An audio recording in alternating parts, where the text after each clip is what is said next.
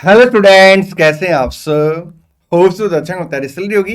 हाँ जी, आइए आज की वीडियो में आप लोगों को जनवरी 26 अटेम्प्ट के लिए सीए फाइनल एफआर की आरटीपी कवर कराऊंगा। हम लोग क्या कवर करेंगे? आरटीपी। एक बार लिख देता हूं, अटेम्प्ट है जनवरी 26,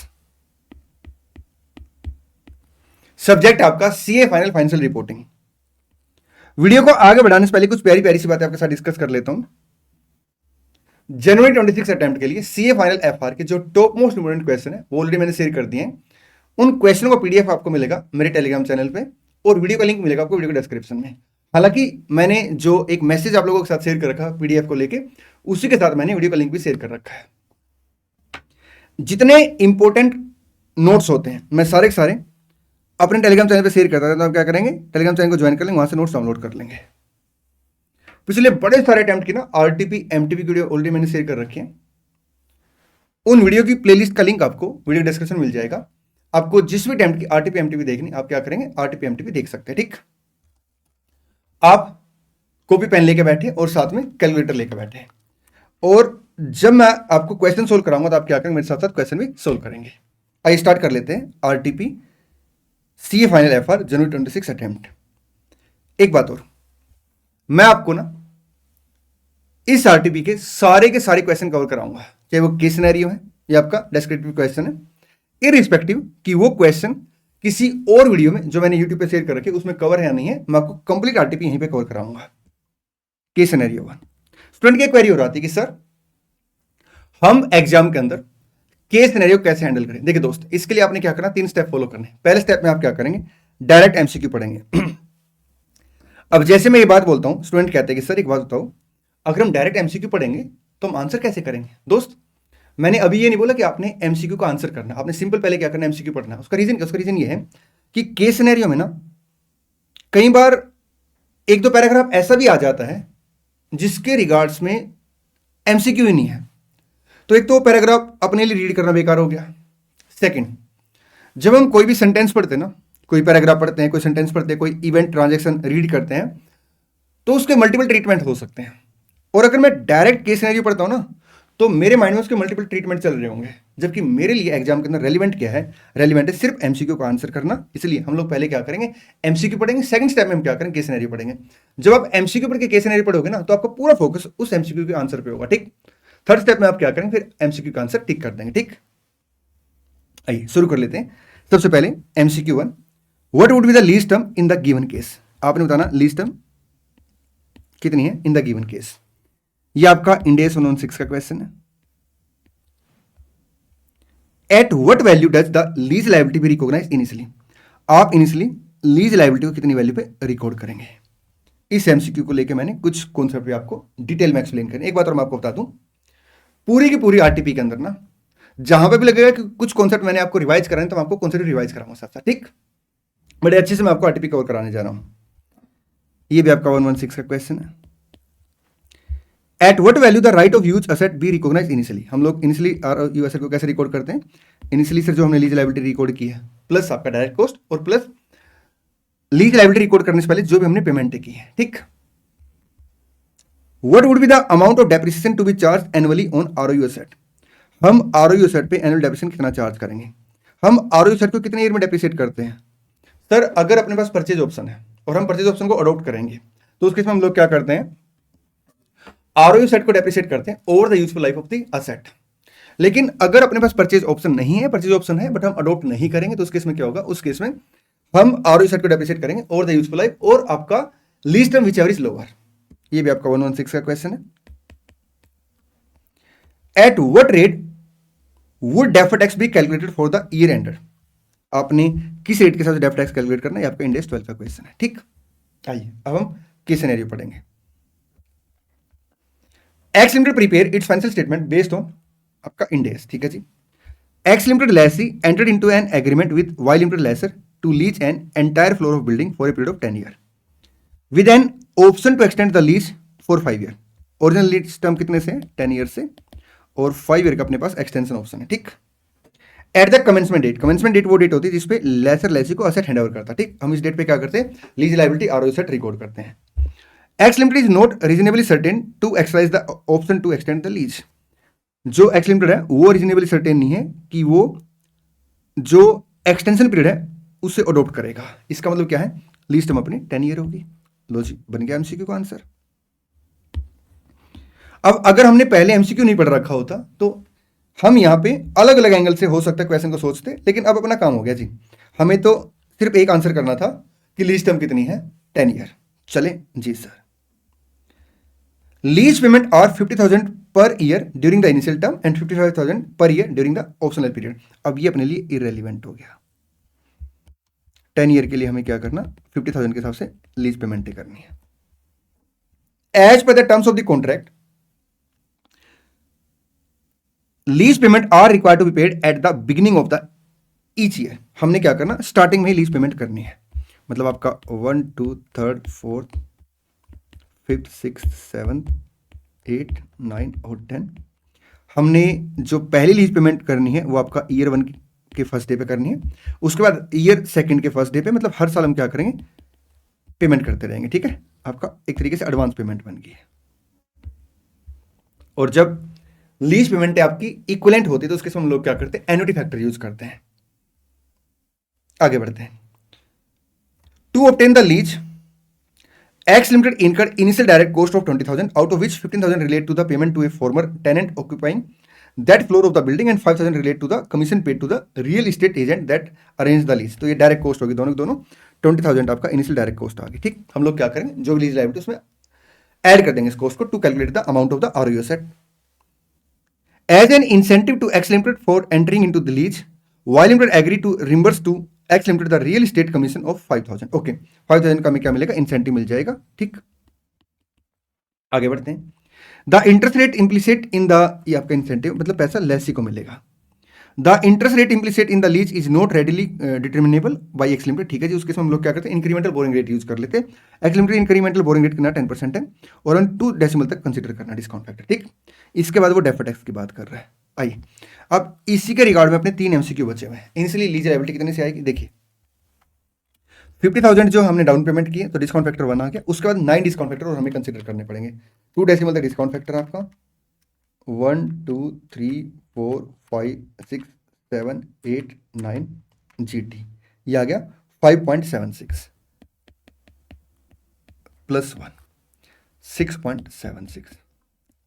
अब इनिशियल लीज लायबिलिटी हम कितने पे रिकॉर्ड करें, क्या हमें ये 50,000 की पेमेंट पहले करनी है उसके बाद लीज लायबिलिटी रिकॉर्ड करनी है, या पहले हम लीज लायबिलिटी रिकॉर्ड करेंगे उसके बाद हम ये पेमेंट करेंगे। देखिए दोस्त, मैंने आप लोगों को ना, चाहे मेरा रेगुलर कोर्स है, चाहे फास्ट ट्रैक कोर्स है, चाहे आपका एग्जामिनेटर फास्ट ट्रैक कोर्स है या मेरा रफ्तार बैच है, तीनों के तीनों बैच के अंदर ना मैंने इस कॉन्सेप्ट को बहुत डिटेल में आपको कवर करा रखा है। और आपको याद होगा मैंने यहाँ पे 2 अल्टरनेटिव आपको करा रखे हैं। ठीक, और फिर मैंने बता रखा कि आपने एग्जाम में कौन सा अल्टरनेटिव फॉलो करना और क्यों फॉलो करना, उसके बारे में बात करके एक बार मैं आपको दोनों अल्टरनेटिव बताता हूँ। देखिए ऑप्शन 1 बिल्कुल डिट्टो थ्योरी आपके पास लिखी होगी है ना, किसी क्वेश्चन के थ्रू मैंने थ्योरी लिखवाई है आपको और उसमें मैंने फिर वो अमाउंट वगैरह भी आपको कैलकुलेट करा के दिखा रखे। ठीक, assume first recognise lease liability and then paid first advance payment. अगर हम ऐसा करते तो उसके इसमें क्या होगा, 6.76 इंटू 50,000,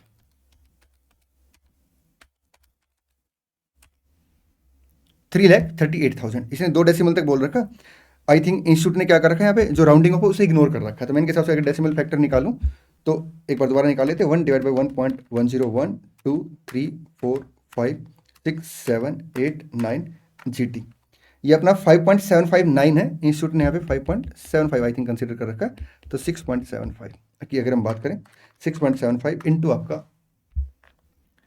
50,000, ये अमाउंट आ गया 337,500। अगर हम ये अल्टरनेटिव फॉलो करते हैं इंक्लूडिंग एडवांस लीज पेमेंट, तो हम यहाँ पे लीज लायबिलिटी कितने से रिकॉर्ड करेंगे सर, 337,500 से, 337,500 से। ठीक, बड़े आराम से मेरी बात सुनें क्योंकि इसके रिगार्ड में जो एमसीक्यू है आपको बड़े अच्छे से क्लैरिटी आएगी उसके ऊपर। ठीक, चलिए उसके बाद हम लोग क्या करें, एडवांस जो पेमेंट है वो कर देंगे 50,000 से। तो नेट लीज लायबिलिटी इनिशियली कितनी आ गई अपनी, 287,500। अच्छा, सेकंड अल्टरनेटिव क्या है कि हम लोग पहले क्या करेंगे, हम पहले एडवांस पेमेंट कर देंगे, आरओ सेट को डेबिट कर देंगे। ठीक है जी, और फिर क्या करेंगे, लीज लायबिलिटी कैलकुलेट करेंगे। आपका 5.75 इंटू आपका 50,000, 287,500 से एक्सक्लूडिंग एडवांस लीज पेमेंट। अब दोनों केस में क्या आएगा, दोनों केस में आपका जो लीज लाइबिलिटी है वो 287,500 आ गई है। हाँ सर, क्योंकि यहाँ पे हमने पहले क्या किया, पहले लाइबिलिटी रिकॉर्ड की, फिर असेट का हैंडओवर लिया और उसको पेमेंट कर दी। ठीक, हमने यहाँ पे क्या किया, पहले असेट को हैंडओवर लिया, पेमेंट की, और उसके बाद फिर क्या किया, लीज लाइबिलिटी रिकॉर्ड कर ली। दोनों अल्टरनेटिव अपने आप में एप्रोप्रिएट अल्टरनेटिव है। लेकिन हमें एग्जाम में क्या करना चाहिए, देखिए दोस्त, अगर हम इंस्टीट्यूट के स्टडी मटेरियल को देखते हैं या इंस्टीट्यूट के जितने पब्लिकेशन अभी तक आए हैं और वहां पे लिखा होता है इनिशियल लीज लाइबिलिटी, जो वर्ड लिखा होता है वो इस अमाउंट के लिए लिखा होता है। बट इस एमसीक्यू के अंदर इंस्टीट्यूट ने क्या किया, जो आंसर टिक किया है वो किया है 287,500।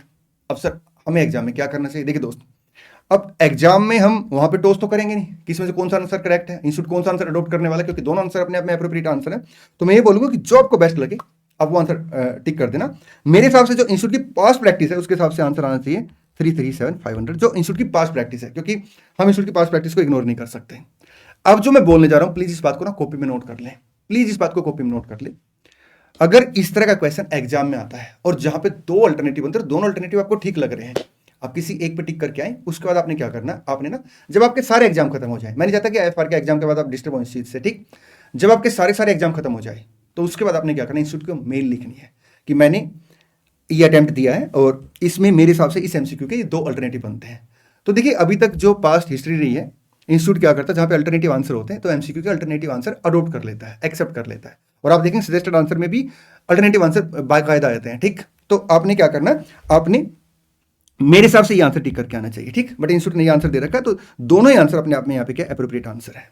चलें जी सर, आइए अब अगर मैं इसे as a lease liability record करता हूं तो प्लस मैंने क्या करना है, डायरेक्ट कॉस्ट और लेस इंसेंटिव आपका 15,000 का अमाउंट हो जाएगा, 352,500 का अमाउंट आ जाएगा। और अगर मैं इसे एक्सेप्ट करता हूं तो 287,500 प्लस 50,000 15,000। अब एक काम और करेंगे, प्लीज ना कमेंट बॉक्स के अंदर एक बार ना कमेंट करेंगे कि जो बातें मैंने आपको बताई बिल्कुल क्लियर होगी ना आपको इसके रिगार्ड में। और आप एक काम और करें, आप ना इसको नोट और कर लें ताकि आपको इन फ्यूचर अगर कुछ इस तरह की क्वेरी आती है तो आपको कंफ्यूजन ना रहे। ये लो, इसको नोट कर लें आप।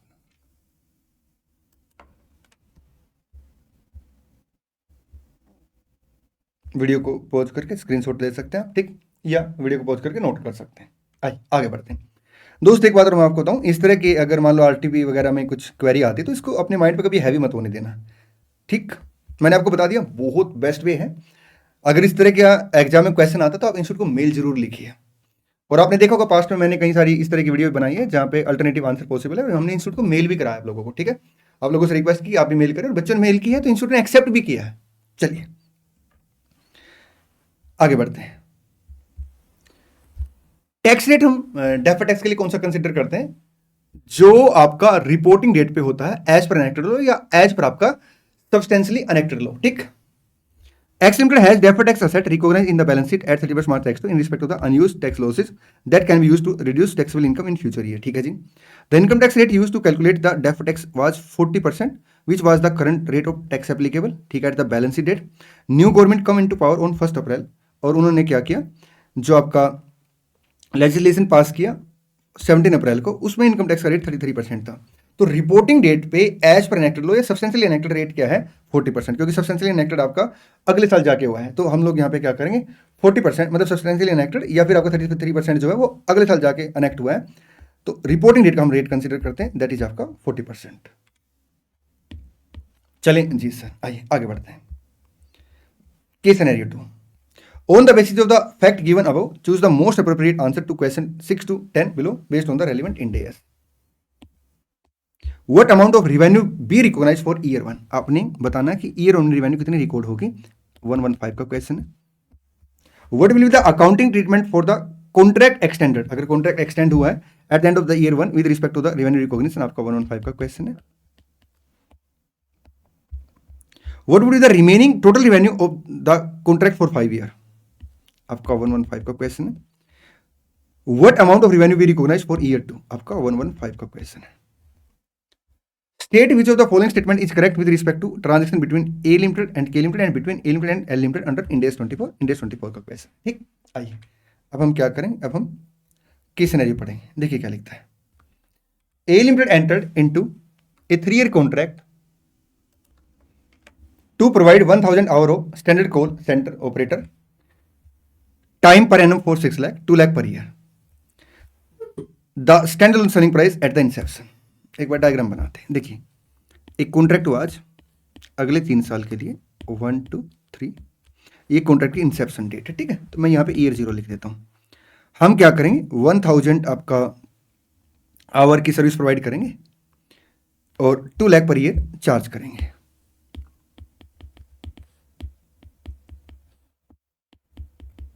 आगे बढ़ते हैं। At the end of year 1, यहां पे आके, यहां पे the contract is extended for another 3 year at ₹660 as follows. इसके बाद 3 साल से और बढ़ा दिया गया, 4th 5th और 6th। और कितनी रिवेन्यू चार्ज की 3 साल के लिए, 660। 660 की बाइफर्केशन दे रखा, डिटेल दे रखी है। एक बात मैं आपको बताता हूं, क्वेश्चन को आगे पढ़ने से पहले एक जनरल कॉन्सेप्ट आपको बताता हूं। अगर सीरीज ऑफ डिस्टिंक्ट गुड्स और सर्विस होती है, अगर सीरीज ऑफ डिस्टिंक्ट गुड्स और सर्विस होती है, उसे हम सिंगल पीओ मान के चलते हैं। आंसर हाँ। अगर मान लो सीरीज है डिस्टिंक्ट गुड्स और सर्विस की, जैसे मान लो आपका बुक कीपिंग की सर्विस होगी या आपका स्टैंडर्ड कॉल सेंटर ऑपरेटर की सर्विस होगी, ठीक, ये डिस्टिंक्ट होती है लेकिन ये सर्विस बैलेंस होती है, इसलिए हम इसे क्या करते हैं, सिंगल पीओ मान के चलते हैं। और इसे हम क्या करते हैं, over the period revenue record करते हैं। देखिए, रिवेन्यू रिकॉर्ड कैसे करते हैं हम लोग, एक दो चीजें आपको बताता हूं। देखिए, सबसे पहले हम ये आइडेंटिफाई करते हैं कि कितने परफॉर्मेंस ऑब्लिगेशन है। जैसे मान लो हमने 4 परफॉर्मेंस ऑब्लिगेशन प्रोवाइड की, ABCD, ठीक। बड़े आराम से मेरी बात सुनना। अगर ये सिंगल पीओ है तो फिर यहां पे जाके क्या होगा, आपका ऑब्लिगेशन खत्म होगी। एक बात, अगर ये अलग अलग पीओ है तो उस केस में क्या होगा, जैसे जैसे पीओ जाएगा सर ऑब्लिगेशन खत्म हो जाएगी, ठीक। एक बात और, हम रिवेन्यू कैसे रिकॉर्ड करेंगे सर, ऐसा हो सकता है कि सिंगल पीओ और revenue at a point of time record हो रही हो। अगर at a point of time revenue record हो रही तो हम क्या करें, रिवेन्यू पूरी यहां पर रिकॉर्ड कर लेंगे। लेकिन ऐसा हो सकता है कि आपका सिंगल पीओ है, मतलब ABCD सिंगल पीओ है, रिवेन्यू अगर at a point of time है तो पूरी रिवेन्यू यहां रिकॉर्ड करेंगे। अगर रिवेन्यू आपका over A period of time record करें तो हम लोग क्या करेंगे, रिवेन्यू फिर over A period of time यहां पर रिकॉर्ड करेंगे। कैसे रिकॉर्ड करते हैं, अगर हम बेनिफिट आइडेंटिफाई कर पा रहे हैं तो उस रेशो में, अदरवाइज हम क्या करते हैं, SLM के हिसाब से, ठीक। ऐसा भी हो सकता है कि जैसे मान लो यहाँ पे क्या, अलग अलग परफॉर्मेंस ऑब्लिगेशन। मैं आपको एक जनरल कॉन्सेप्ट पहले बताता हूं, उसके बाद इस क्वेश्चन पे आएंगे, ठीक। मान लो 4 परफॉर्मेंस ऑब्लिगेशन है और डिस्टिंक्ट है ये, तो उसके इसमें क्या होगा, हम अलग अलग रिवेन्यू रिकॉर्ड करेंगे। अब अलग अलग रिवेन्यू कैसे रिकॉर्ड करेंगे, ऐसा हो सकता है कि at a point of time revenue, तो इसकी रिवेन्यू यहाँ पे, इसकी रिवेन्यू यहाँ पे, इसकी रिवेन्यू यहाँ पे, इसकी रिवेन्यू यहाँ पे, या over A period of time. जैसे मान लो हमने गुड्स ए जो ट्रांसफर किया है वो एक डिस्टिंक्ट गुड्स और सर्विस है, वो 3 साल में जाकर ट्रांसफर होगा, तो उसके इसमें क्या होगा, फिर आपका रिवेन्यू अगर over A period of time है तो हम 3 ईयर के हिसाब से क्या करेंगे, रिवेन्यू रिकॉर्ड करेंगे, ठीक। तो डिस्टिंक्ट गुड्स और सर्विस जो होती है उसे सिंगल पीओ मानते हैं, लेकिन रिवेन्यू जो रिकॉर्ड करते हैं over A period of time record करते हैं, ठीक। अब ये डिस्टिंक्ट गुड्स और सर्विस है लेकिन ये सिंगल पीओ, लेकिन रिवेन्यू हम कैसे रिकॉर्ड करेंगे, over A period of time, ठीक। और कैसे, प्राइमा फेसी SLM मेथड के हिसाब से, बाकी हम लोग देख लेंगे, ठीक। और बाकी अगर कॉन्ट्रैक्ट में कोई चेंज वगैरह हो तो फिर आपका मॉडिफिकेशन के प्रोविजन साथ में अप्लाई हो जाएंगे। In accordance with the contractual provision of the fee for the first year is reduce by 90,000। अच्छा, हमने यहाँ पे क्या किया, कॉन्ट्रैक्ट को मॉडिफाई कर लिया और ये बोल दिया कि साहब जो गुड्स बेचे गए हैं, जो सर्विस दी गई वो हाईली डिफेक्टिव है, और 90,000 हमने क्या किया, रिड्यूस कर दिया प्राइस, ठीक है जी। अब क्योंकि डिस्टिंक्ट गुड्स और सर्विस है, सिंगल पीओ तो हम revenue over A period of time record करते हैं। बाकी एक बार आगे चेक करते हैं, ये 110 बन गया, ठीक। The contract is extended for another 3 year. अगले 3 साल के लिए क्या हुआ, कॉन्ट्रैक्ट को एक्सटेंड कर दिया। 750 स्टैंड अलोन सेलिंग प्राइस 230। इसका मतलब क्या कि 660 अमाउंट हमने क्या किया, यहाँ पे चार्ज कर लिया। तो एक तरीके से 750 अमाउंट है अगले 3 साल के लिए, ठीक। 750 अमाउंट है, लेकिन हम 660 क्यों चार्ज कर रहे हैं, क्योंकि हमने 90,000 क्या किया, यहां से डिडक्ट कर दिया। तो अगर आप देखेंगे ना तो टेक्निकली हमने क्या किया, अगले 3 साल के लिए, मतलब 4th 5th और 6th ईयर के लिए जो अमाउंट चार्ज किया है, जो हम वहां पे गुड्स और सर्विस रेंडर करेंगे, वो 750 चार्ज किया है। वो 750 चार्ज किया सर, 660 कोई रेलिवेंस नहीं रही इसकी, क्योंकि हमने पता क्या किया, हमने 660 चार्ज नहीं किया, हमने 750 चार्ज किया है और 90,000 जो डिडक्ट किया है वो आपका ईयर 1 से डिडक्ट किया, ठीक। अब कॉन्ट्रैक्ट मॉडिफिकेशन में हम लोग अकाउंटिंग कैसे करते हैं, हम लोग सबसे पहले आइडेंटिफाई करते हैं कि सेपरेट कॉन्ट्रैक्ट है या नहीं है। अगर 2 कंडीशन क्वालिफाई हो जाती है तो वो सेपरेट कॉन्ट्रैक्ट बन जाता है। एक, जो कॉन्ट्रैक्ट है उसका स्कोप इंक्रीज हो जाता है डिस्टिंक्ट गुड्स और सर्विस की वजह से, और सेकंड, जो हम कंसीडरेशन इंक्रीज करते हैं वो आपका स्टैंड अलोन सेलिंग प्राइस के बेस पे इंक्रीज करते हैं। तो इसमें ऐसा कुछ दे नहीं रखा क्वेश्चन है, ठीक। सेकंड, मॉडिफिकेशन में हम लोग क्या करते हैं, 2 केस और बनते हैं। एक, जो एग्जिस्टिंग कॉन्ट्रैक्ट उसे टर्मिनेट करते हैं और आपका न्यू कॉन्ट्रैक्ट क्रिएट करते हैं। तो उसके समय हम लोग क्या करते हैं, जो रिवेन्यू हमने यहाँ तक रिकॉर्ड करके वो ठीक है, बाकी फिर आपका एक नया कॉन्ट्रैक्ट बन जाता है, मतलब इसको एक तरीके से हम क्या करते हैं, कॉन्ट्रैक्ट को एक्सपायर कर देते हैं यहाँ पे, ठीक। एक होता है आपका क्यूमुलेटिव कैचअप। क्यूमुलेटिव कैचअप में बेसिकली क्या होता है, जो रिमेनिंग गुड्स और सर्विस है वो डिस्टिंक्ट नहीं है, वो सिंगल पीओ का पार्ट है, लेकिन जो आपका गुड्स और सर्विस है वो पार्सली हमने क्या की, सेटिस्फाई कर दी, तो उसके हम लोग क्या करते हैं, क्यूमुलेटिव कैचअप लगाते हैं। तो यहाँ पे ये सेकंड वाला केस बन जाएगा, ये यहां पे हम कॉन्ट्रैक्ट को एक तरीके से एक्सपायर कर देंगे और उसके बाद फिर क्या है, आपका जो रिमेनिंग 5 ईयर है ये अपने आप में न्यू कॉन्ट्रैक्ट बन जाएगा, ठीक। और रिवेन्यू कितनी रिकॉर्ड होगी, 2 लाख प्लस 2 लाख प्लस 750 1150। क्या कोई क्वेश्चन स्पेसिफिक इन्फॉर्मेशन दे रखी, नहीं सर, हम तो क्या करेंगे फिर एसएलएम मेथड लगा के रिवेन्यू को रिकॉर्ड कर लेंगे। आइए एमसीक्यू देखते हैं, what amount of revenue be recognised for year 1, 110 आ गया। What will be the accounting treatment for the contract extended at the end of the year 1 with respect to the its revenue recognition? Modification in the contract will be account for the prospectively allocating remaining revenue equally for 5 year। बिल्कुल ठीक, हमने ये बात यहाँ पे देखिए discuss कर भी ली है ऑलरेडी। ऑप्शन ए आ गया।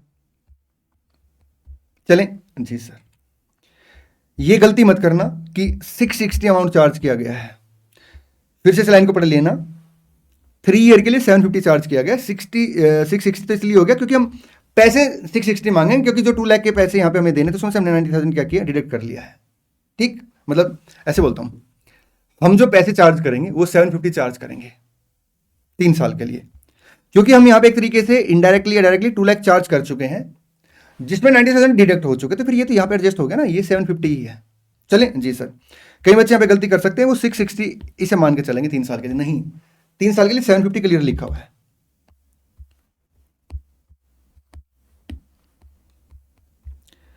What would be the remaining total revenue for the contract of the contract for 5 year? After first year और लिखना चाहिए यहाँ पे 1150 आ गया। What amount of revenue to be recognized for year 2? आपका year 2 में 1150 divide by 5 230 आ गया। टिक करेंगे जल्दी से। चलिए आगे बढ़ते हैं। Further government G has significant influence over L limited. ये गवर्नमेंट जी है, ये सिग्निफिकेंट इन्फ्लुएंस कर रही है आपका किसको, एल लिमिटेड को। बड़े आराम से मेरी बात सुनेंगे। एग्जम्पशन है गवर्नमेंट रिलेटेड एंटिटी को, अगर गवर्नमेंट क्या करती है, एंटिटी को कंट्रोल करती है, ज्वाइंट कंट्रोल करती है, सिग्निफिकेंट इन्फ्लुएंस रखती है, ठीक, एंटिटी के ऊपर, या फिर ध्यान रखना जो एंटिटी है ना उसकी कोई रिलेटेड पार्टी है, और रिलेटेड पार्टी जो है ना वो गवर्नमेंट की वजह से है, क्योंकि गवर्नमेंट आपका कॉमनली कंट्रोल करती है, ज्वाइंट कंट्रोल करती है, सिग्निफिकेंट इन्फ्लुएंस रखती है, ठीक। मतलब ये बेटा कि गवर्नमेंट रिलेटेड एंटिटी को एग्जम्पशन है डिस्क्लोजर के रिगार्ड में, ठीक। हालांकि कुछ डिस्क्लोजर तभी देने पड़ते हैं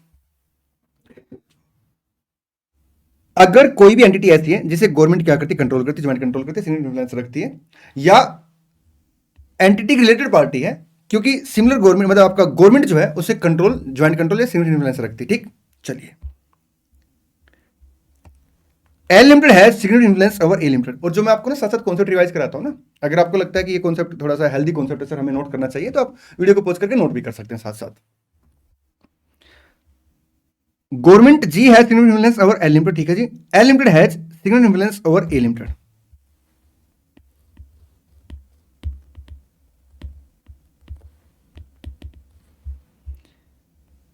and control K limited.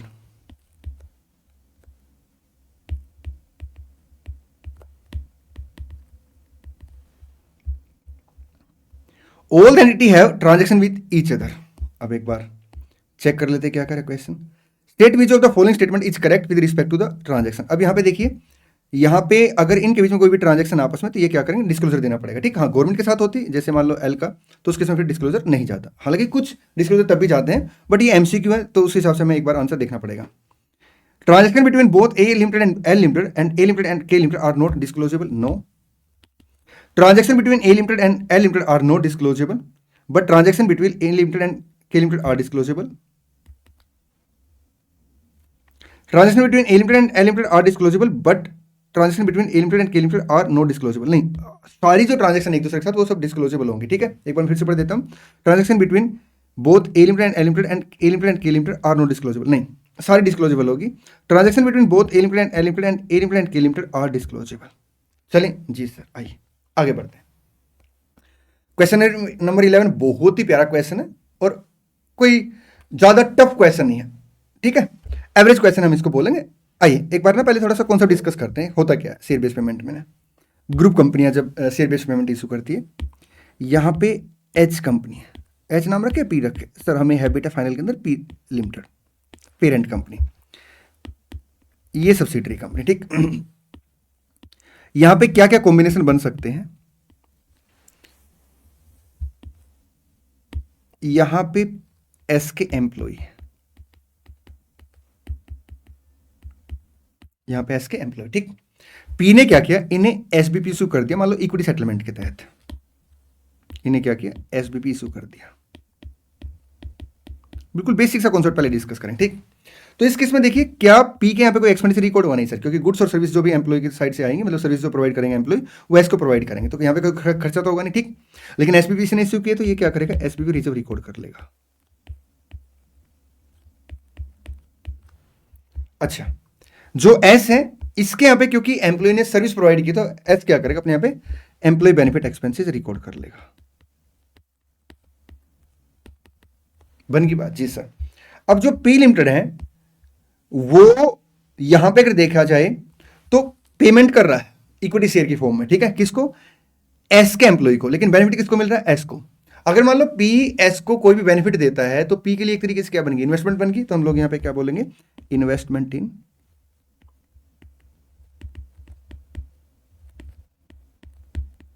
S limited account, ठीक। और यहां पे अगर हम एस की बात करें, एस को पी से कोई बेनिफिट मिलेगा तो क्या बन जाएगा आपका, इक्विटी कंट्रीब्यूशन फ्रॉम पापा कंपनी। चलें जी सर, अब कहानी में थोड़ा सा चेंज करते हैं। मान लो एम्प्लॉय किसके, इसके एम्प्लॉय, और आपका एस क्या कर रहा है, एसबीपी इशू कर रहा है। तो इस केस में क्या होगा सर, जो पी है ये अपने यहाँ पे क्या करेगा, खर्चा रिकॉर्ड करेगा, employ benefit expenses account debit, but इसने तो कोई पेमेंट करनी नहीं। एस ने यहाँ पे क्या किया है, एसपीपी रिजर्व इशू किया है, एसपीपी रिजर्व। सब्सिडरी अगर पेरेंट को कोई बेनिफिट देती है तो सब्सिडरी के लिए एक तरीके से क्या हो गया सर, सब्सिडरी के लिए कोई खर्चा तो बनेगा नहीं, एक तरीके से हम लोग ये मान के चलेंगे कि उसने क्या किया, बेनिफिट दिया है तो डिविडेंड डिस्ट्रीब्यूशन किया, ठीक। तो यहाँ पे आएगा आपका डिविडेंड डिस्ट्रीब्यूशन, और इसके लिए क्या बन जाएगा, डिविडेंड इनकम।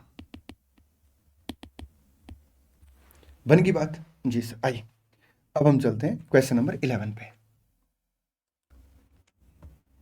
एक ना स्टूडेंट की यहाँ पे क्वेरी आ सकती है कि सर आपने बोला है कि सब्सिडरी के लिए खर्चा है नहीं, तो फिर ये जो है ये डिविडेंड डिस्ट्रीब्यूशन क्या बेटा, ये एप्रोप्रिएशन होता है, ठीक। एप्रोप्रिएशन हमेशा आपका statement of change in equity के अंदर आता है, रिटेन अर्निंग में हम इसे एडजस्ट करेंगे। एक बार मेरे को थोड़ा सा स्पेस बनाना क्वेश्चन नंबर 11 पे, गिव मी 30 सेकेंड। हाँ जी, एक बात और, एग्जाम के अंदर ना जब भी आप क्वेश्चन पढ़ते हैं तो आप प्लीज ना पहले रिक्वायरमेंट पढ़ लिया करो, उससे ना बड़ी क्लैरिटी सी रहती है क्वेश्चन को लेके कि हमें आंसर क्या लिखना, ठीक। ये मैं एग्जाम पर्पज के लिए बता रहा हूँ। जनरली जब हम क्लास के अंदर क्वेश्चन कराते हैं तो कई बार मैं रिक्वायरमेंट को बोलता हूँ कि अभी साइड में करो, क्योंकि मेरे को बड़े सारे कॉन्सेप्ट एक्सप्लेन करने होते हैं साथ साथ, कि ये लिखा होगा अल्टरनेटिव पॉसिबल है, ये लिखा होता है अल्टरनेटिव पॉसिबल है, लेकिन एग्जाम में अपना पूरा फोकस मार्क्स लेने पे होता है। मार्क्स तब मिलेंगे जब हम अच्छे से क्वेश्चन को सोल्व करके आएंगे। अच्छे से सोल्व करने के लिए हमें सबसे पहले क्या करना चाहिए, रिक्वायरमेंट पढ़नी चाहिए। Analyse the above arrangement from the prospective of CFS. अच्छा, एक तो हमें एनालिसिस करना सीएफएस के पॉइंट ऑफ व्यू से, ठीक है जी। And individual financial statement of both parent and subsidiary, ठीक है। Also so the accounting treatment of the above arrangement in the CFS and individual financial statement of both parent and subsidiary, ठीक है जी। तो मैं एनालिसिस के लिए आपको sentence formation में बोल दूंगा, ठीक है, आप टिक करते रहना, और एंट्री मैं आपको पास करा दूंगा। H limited is a parent company and has a subsidiary H limited. अच्छा, यहाँ पे एच लिमिटेड हो गया, यहाँ पे एस लिमिटेड हो गया, और यहाँ पे सीएफएस हो गया। जब भी क्वेश्चन आए ना एग्जाम के अंदर जिसमें आपसे पेरेंट, सब्सिडरी और सीएफएस की अकाउंटिंग एंट्री मांग रखी हो, तो पहले आप क्या करें, आप स्टैंड अलोन के अंदर एसएफएस के अंदर क्या करें, अकाउंटिंग एंट्री पास करें, और सीएफएस में एंट्री आप बाद में पास करें। ठीक, मैं आपको उसका रीजन बताऊंगा, क्योंकि फिर ना इजी हो जाता सीएफएस के पॉइंट से सोचना। ठीक, एक बात और याद रखना, सीएफएस की बात उठी गई तो मैं बता देता हूं आपको। सीएफएस ना एक सेपरेट सेट ऑफ बुक्स होता है प्रैक्टिकल लाइफ में ना। जब भी आप सीएफएस के अंदर अकाउंटिंग की बात करें ना, तो एक तो तरीका होता है कि चलो जी ये पेरेंट और सब्सिडरी में कॉमन कॉन्ट्रा कैंसिल कर दो इसे, ठीक है, एक तो ये तरीका होता है। एक बेस्ट तरीका पता क्या होता है, कोई कॉन्ट्रा कैंसिलेशन की बात ही मत करो, ये देखो कि अगर ये एक एंटिटी होती तो क्या एंट्री पास करती, आप देखना सीएफएस आपको और आसान लगने लग जाएगा। ठीक है, मैं आपको दोनों अप्रोच से इस क्वेश्चन को सोल्व करा दूंगा सीएफएस की जब हम बात करेंगे। H limited is a parent company and has a subsidiary of H limited, H and H are unlisted entity. ठीक है जी, following arrangement with respect to ESOP scheme took place between them. Original ESOP scheme by H limited, अच्छा मतलब यहाँ पे फिर नई scheme भी आई होगी, लिख भी दिया गया इसने ना, ओरिजिनल स्कीम है parent ESOP scheme. At the beginning of year 1, H Limited granted 1500 option to its own share to its employee as well as S Limited employee। ठीक है जी, 1000 अपने एम्प्लॉय को इसने इशू किया है एसबीपी, और 500 इसने एस के एम्प्लॉय को इशू किया है। तो 1500 है, ये अपने एम्प्लॉय को 1000 एसबीपी इशू किए, और 500 आपका, एक सेकेंड, एस लिमिटेड एम्प्लॉय को 500 विद ए फेयर वैल्यू 15 पर ऑप्शन। ठीक है, एक ऑप्शन की फेयर वैल्यू 15 है। Conditional upon the completion of 3 year service, 3 साल कंप्लीट करने। H limited will settle its own equity share, अपनी इक्विटी शेयर इशू किया जाएगा, इक्विटी सेटलमेंट आ गई। All the option are expected to vest. ठीक है, मतलब हमें यहाँ पे कंप्लीट ऑप्शन को वेस्ट के हिसाब से सोल्यूशन करना। ठीक, H limited does not recharge to S limited for ESOP expenditure, कोई भी अमाउंट चार्ज नहीं किया जाएगा। अगर अमाउंट चार्ज किया जाता तो उतना अमाउंट फिर क्या जाता, बैंक के थ्रू रूट कर लेते हैं हम लोग। ठीक, आइए 1/3 और आपका 1/3, 2500 पर एनम, और ये आपका आ जाएगा 5000 से। हम एंट्री यहाँ पे अगर बात करें एच की बुक्स में, तो हम एंट्री क्या पास करेंगे सर, हम एंट्री पास करेंगे ईयर 1 में एम्प्लॉई बेनिफिट, मैं एब्रीविएशन में लिख दूं जी सर, लेकिन आपने एग्जाम में एब्रीविएशन बिल्कुल भी यूज नहीं करनी। और अगर मान लो कोई टर्म्स ऐसी है जो बड़ी टर्म्स है, तो उसके इसमें आप एब्रीविएशन यूज कर सकते हैं, लेकिन इस चीज़ का ध्यान रखना, आप मेंशन कर देना फिर एक जगह। ठीक, टाइम बचाने के लिए ना, एब्रीविएशन में ऐसा सच देखा गया कि ज़्यादा मार्क्स, मतलब ऐसे स्पेसिफिक मार्क्स कटते नहीं है, लेकिन अवॉइड करना अपने एब्रीविएशन, फिर भी ना रिस्क लेकर नहीं चलना। अगर मजबूरी हो जाए तो एक अलग बात है। Year 1 employ benefit expenses debit कितने से, 5000 से। अच्छा, 2500 किससे रिलेटेड आ गया, इन्वेस्टमेंट इन एस लिमिटेड।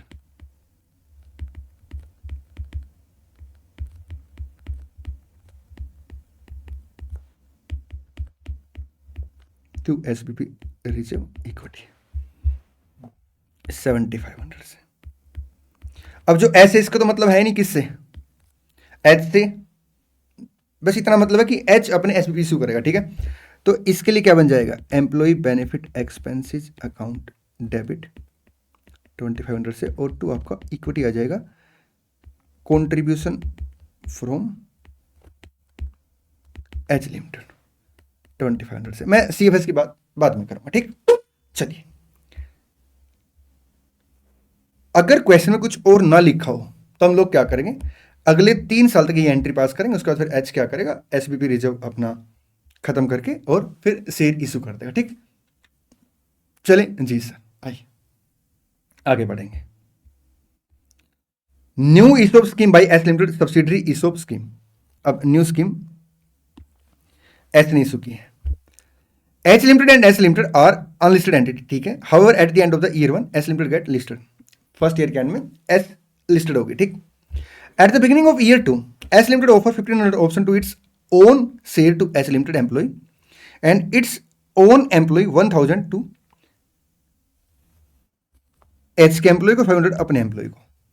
तो यहाँ पे इसने क्या किया है, स्पेस है ना अपने पास, हाँ जी, 1500 के एसपीपी अपने इशू कर दिए, ये आपका ईयर 2 जीरो पीरियड, मतलब बिगिनिंग में। ठीक,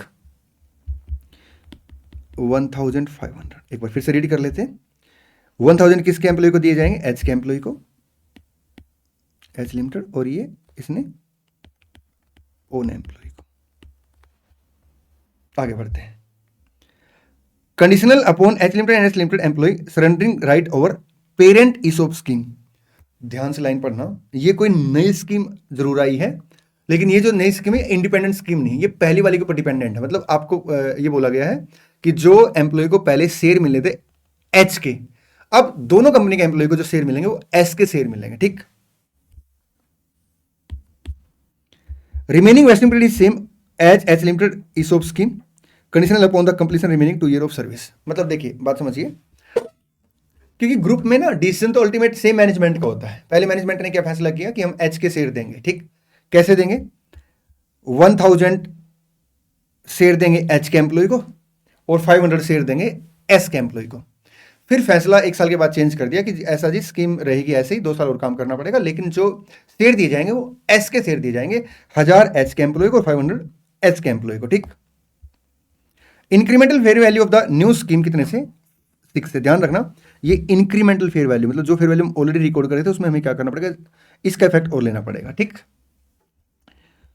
मतलब आपका वो खर्चा तो रहेगा, साथ में ये खर्चा और बढ़ जाएगा। All the option are expected to be vest, all H limited and H limited employ have opted for new ESOP scheme, H limited does not recharge to H limited for ESOP expenditure. ठीक, चलें जी sir.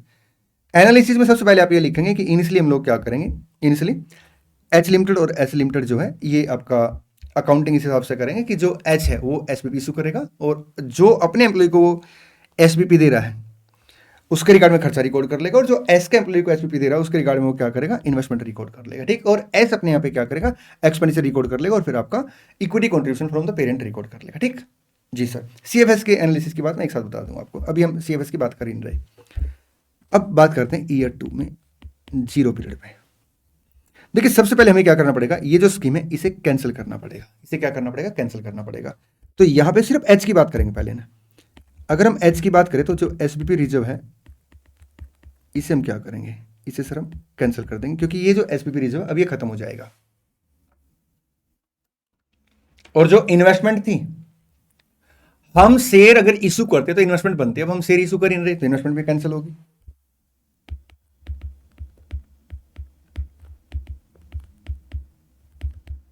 कितने से? 2500 से। बड़े आराम से मेरी बात सुनेंगे। क्या ये खर्चे भी हम कैंसिल कर देंगे? सर चेक करना पड़ेगा। एम्प्लॉय को पहले 3 साल हमारे यहां पे काम करना था। एक बार पूरा फोकस एच के एम्प्लॉय पे करें। ठीक, एम्प्लॉय को 3 साल यहां पे काम करना था, उन्हें 1000 एसपीपी हमें इशू करने थे। एम्प्लॉय कंटिन्यू 3 साल काम करेगा, एम्प्लॉय जो है कंटिन्यू 3 साल काम करेगा, लेकिन उसे जो एसपीपी मिलेंगे वो हमारे ना मिलकर एस के मिलेंगे। इसका मतलब खर्चा तो कैंसिल होगा ही नहीं, क्योंकि एम्प्लॉय ने सर्विस रेंडर कर दी, उसके बदले में जो पेमेंट है मैं पेमेंट ना करके कौन पेमेंट करेगा, अब पेमेंट एस करेगा। ठीक, अगर एस पेमेंट करेगा तो मेरे लिए क्या बन जाएगा, समझते हैं, मैं पेरेंट कंपनी हूं या एम्प्लॉय बैठे, अगर एस की साइड से पेमेंट आएगी तो वो पेमेंट मैं नहीं करनी थी, तो इनडायरेक्टली क्या हुआ, एस एक तरीके से मेरे को बेनिफिट दे रहा है, तो मेरे लिए क्या बन गया, डिविडेंड इनकम।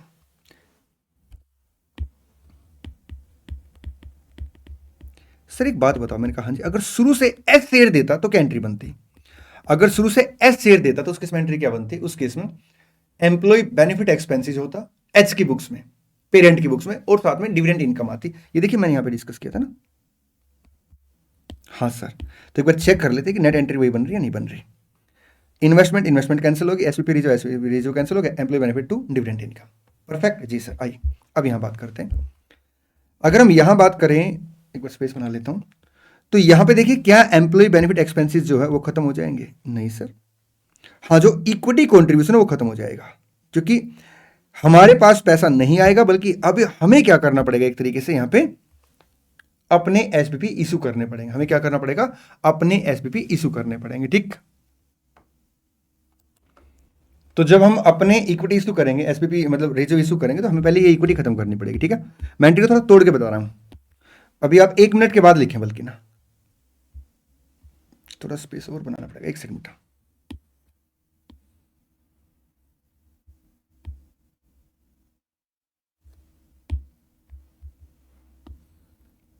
आप अभी एंट्री नहीं लिखेंगे क्योंकि मैं एंट्री को तोड़ के बताऊंगा, आपको और क्लैरिटी आएगी। देखिए ये बताइए कि जो एस को एच के शेयर आने थे एस के एम्प्लॉय को, क्या वो आएंगे? नहीं। लेकिन क्या एम्प्लॉय की सर्विस कंटिन्यू रहेगी? बिल्कुल। तो एम्प्लॉय बेनिफिट तो कोई फर्क पड़ेगा नहीं। हाँ, जो इक्विटी कंट्रीब्यूशन आना था वो इक्विटी कंट्रीब्यूशन अब नहीं आएगा। तो हम लोग यहाँ पे एंट्री क्या पास करेंगे? हम इक्विटी जो है कंट्रीब्यूशन फ्रॉम एच लिमिटेड जो है इसे कैंसिल कर देंगे। बिल्कुल ठीक है सर। और इसके बदले में हम लोग क्या करेंगे? अपने एसपीपी रिजर्व इशू कर देंगे। सर अपने एसपीपी रिजर्व की तो वैल्यू बढ़ नहीं जाएगी बेटा, बिल्कुल बढ़ेगी, लेकिन वो कब बढ़ेगी? सेकंड ईयर में जाके। ठीक, ये सेकंड ईयर के फर्स्ट डे पे बात हो रही है। कितने से? 2500 से। और इतना ही नहीं, हमें यहां पे क्या करना पड़ रहा है? एच के एम्प्लॉय को भी एसपीपी इशू करने पड़ रहे हैं। अगर हम एच के एम्प्लॉय को एसपीपी इशू करेंगे तो एसपीपी रिजर्व तो हमारे यहां पे रिकॉर्ड होगा। ठीक, और हमारे लिए क्या बन जाएगा? Dividend distribution. बल्कि डिविडेंड डिस्ट्रीब्यूशन ना ब्रैकेट में लिखे हैं, क्योंकि यहां पे एप्रोप्रिएशन है, इक्विटी डेबिट आ जाएगी, रिटेन अर्निंग वगैरह डेबिट कर देंगे आप। ठीक, ये 5000 से। तो यहाँ पे जो अमाउंट आएगा, एक तो हमें क्या करना, जो इक्विटी आना था उसके बदले में हमने अपनी इक्विटी इशू की है, और साथ में हमने एच के एम्प्लॉय को अपनी साइड से इशू करना है। तो 5000 7500 का अमाउंट आ गया। चले जी सर, आई अब चलते ईयर 2 पे। देखिए ईयर 2 पे क्या होगा सर, सिंपल समझते हैं हम तो। एच के यहाँ पे एम्प्लॉय काम करे, खर्चा रिकॉर्ड होगा। बिल्कुल ठीक है। कितने अमाउंट से खर्चा रिकॉर्ड होगा सर, चेक कर लेते हैं। 5 आपका 1000 है ना जी सर, इंटू 15 इंटू 2/3 माइनस आपका जो ओपनिंग बैलेंस था। लेकिन क्योंकि अमाउंट सिमिलर है तो आप डायरेक्ट 1/3 कर सकते हैं। हम ऐसे करते हैं क्लोजिंग बैलेंस, क्योंकि जो हम एचपीपी का अमाउंट कैलकुलेट करते हो, क्यूमुलेटिव बैलेंस कैलकुलेट करते हैं, उसमें ओपनिंग जो ऑलरेडी रिकॉर्ड हो रखा है उसे माइनस करते हैं। ठीक, अच्छा, प्लस 1000 है, 6 की फेयर वैल्यू इंक्रीज हुई है आपका 1/2 के हिसाब से, क्योंकि इसमें 2 ईयर और काम करना इस वैल्यू के हिसाब से। ठीक, तो अमाउंट कितने से आएगा? 15,000 डिवाइड बाई 3 प्लस आपका 3000, 8000 का अमाउंट आ गया। 2 आएगा आपका डिविडेंड इनकम। ऐसे तोड़ के इस कॉन्सेप्ट को हम एस के पॉइंट ऑफ व्यू सोचेंगे। ठीक, और फिर ये बात आप एनालिसिस में लिख देंगे कि सेकंड ईयर में हम लोग क्या करेंगे, जो एसबीपी ऑलरेडी है एच के बुक्स में उसे आपका कैंसिल करेंगे, और क्योंकि एस की साइड से एसबीपी आएगा तो हम लोग क्या करें, अपने इससे डिविडेंड इनकम रिकॉर्ड कर लेंगे, जो इन्वेस्टमेंट उसे कैंसिल कर देंगे। ठीक, ऐसी एक्सप्लेनेशन जो मैंने आपको बताई यहाँ पे भी लिखेंगे आप एस के बुक्स में। ठीक, अब यहाँ अगर हम बात करें तो एम्प्लॉय बेनिफिट एक्सपेंसेस कितने से आएगा सर? एम्प्लॉय बेनिफिट एक्सपेंसेस यहाँ पे क्यों आएगा? बट इसलिए आएगा क्योंकि एम्प्लॉय एस के यहाँ पे भी काम कर रहे हैं, तो जो एस के यहाँ पे एम्प्लॉय काम कर रहे हैं उसके लिए एस खर्चा बुक करेगा। कितने से? 500 इंटू आपका 15 इंटू 2/3 माइनस आपका जो अमाउंट ऑलरेडी रिकॉर्ड हो रखा है वो सिमिलर है तो 1/3 कर देता हूँ मैं इसको। ठीक, प्लस आपका 500 इंटू 6, इसे मैं क्या करूँगा 2 ईयर के हिसाब से एलोकेट कर लूँगा। तो ये अमाउंट तो आपका 2500 आ गया जी सर, और ये अमाउंट आएगा आपका 1500 4000, और जो डिविडेंड हमने वहां पे दिया है,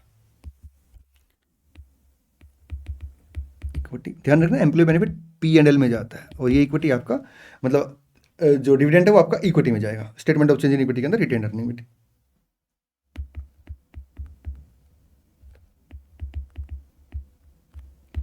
डिविडेंड डिस्ट्रीब्यूशन,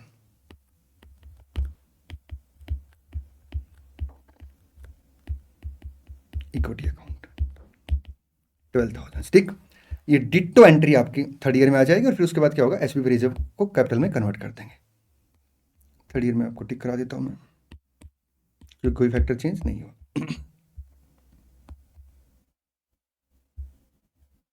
अच्छा, ये सेकंड के एंड में हो गया, ये थर्ड ईयर के एंड में हो गया।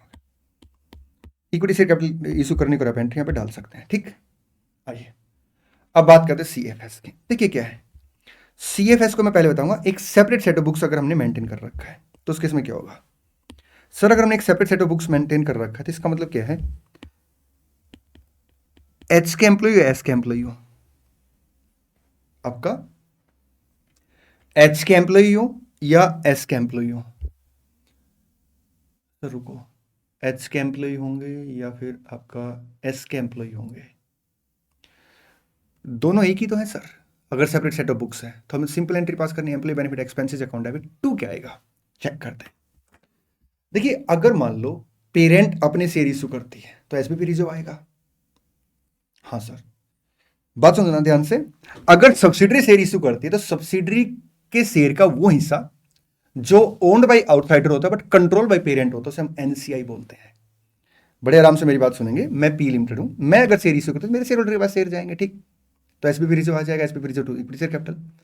अगर सब्सिडरी कंपनी शेयर इशू करती है तो शेयर किसको मिलेंगे, पेरेंट को मिलेंगे? नहीं सर, सब्सिडरी के एम्प्लॉय को और पेरेंट के एम्प्लॉय को, तो एम्प्लॉय को चलेगा, क्या पेरेंट के पास है? नहीं सर, तो इसका लोग वो क्या बनेगी, एनसीआई बन गई, ठीक। तो यहाँ पे हम सिंपल सी एंट्री क्या पास करेंगे, अगर मैं यहाँ पे बात करूँ, employee benefit expenses account debit 7500 से टू एसबीपी रिजर्व 7500 से। कोई कॉन्ट्रा कैंसिलेशन की बात ही मत करो। सेपरेट सेट ऑफ बुक्स अगर हम सीएफएस का बनाते हैं, प्रैक्टिकल लाइफ में दोस्त ऐसा ही होता है, क्योंकि दोनों कंपनियां एक ही है। हम तो इंडेस की प्रैक्टिस करते हैं तो हम यही काम करते हैं। कई बार क्लाइंट पूछता है सर इसे कॉन्ट्रा कैंसिल कर दे, छोड़ो ना कॉन्ट्रा कैंसिलेशन, एक ग्रुप है, आप बताओ अगर एक सिंगल ग्रुप एक एसबीपी इशू करता है तो क्या कॉन्ट्रा कैंसिलेशन की बात आएगी? नहीं, एम्प्लॉय बेनिफिट एक्सपेंसेस तो आपका एसबीपी रिजर्व। हाँ, अगर क्योंकि मैंने आपसे प्रॉमिस किया कि मैं आपको दूसरे एंगल से बताऊंगा तो उसके इसमें आप क्या करेंगे, इसे कॉन्ट्रा कैंसिल कर देंगे। बट आप ना इस चीज को याद रखना कि सेपरेट सेट ऑफ बुक्स होता है सीएफएस का, उस हिसाब से सोचेंगे तो आपको बड़ी क्लैरिटी आएगी कॉन्सेप्ट में ना। चलिए जी, अब सेकंड ईयर में क्या होगा सर, सेकंड ईयर में ये एसबीपी रिजर्व कैंसिल हो जाएंगे, बिल्कुल ठीक है, और जो ये एसबीपी रिजर्व आ जाएंगे, बिल्कुल ठीक है। मैं कॉन्ट्रा कैंसिलेशन की कोई बात नहीं कर रहा यहाँ पे। अच्छा एक काम करता हूँ, मैं यहाँ पे आपका एंट्री पास करके दिखाता हूँ। यहाँ पे एंट्री क्या बनेगी, employee benefit expenses account debit to SBP reserve, कितने से, 7500 से, और ये एनालिसिस में बात लिख देंगे आप, ठीक। और यहाँ पे हम एंट्री क्या पास करेंगे, ईयर 2 के स्टार्टिंग में ये एसबीपी रिजर्व डेबिट हो जाएगा, SBP reserve equity debit to क्या आएगा सर, टू आएगा एनसीआई, क्योंकि अब एस के शेयर इशू होने हैं। अच्छा सर, फिर तो उसके बाद हम सिंपल एंट्री पास करते हैं। मैंने कहा क्या, एम्प्लॉय बेनिफिट एक्सपेंसेस आपका 12000 और टू आपका एसबीपी रिजर्व को एनसीआई में ट्रांसफर करते हैं, बिल्कुल ठीक है दोस्त।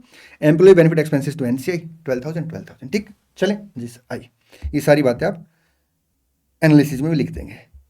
अब चलते हैं क्वेश्चन नंबर 12 पे।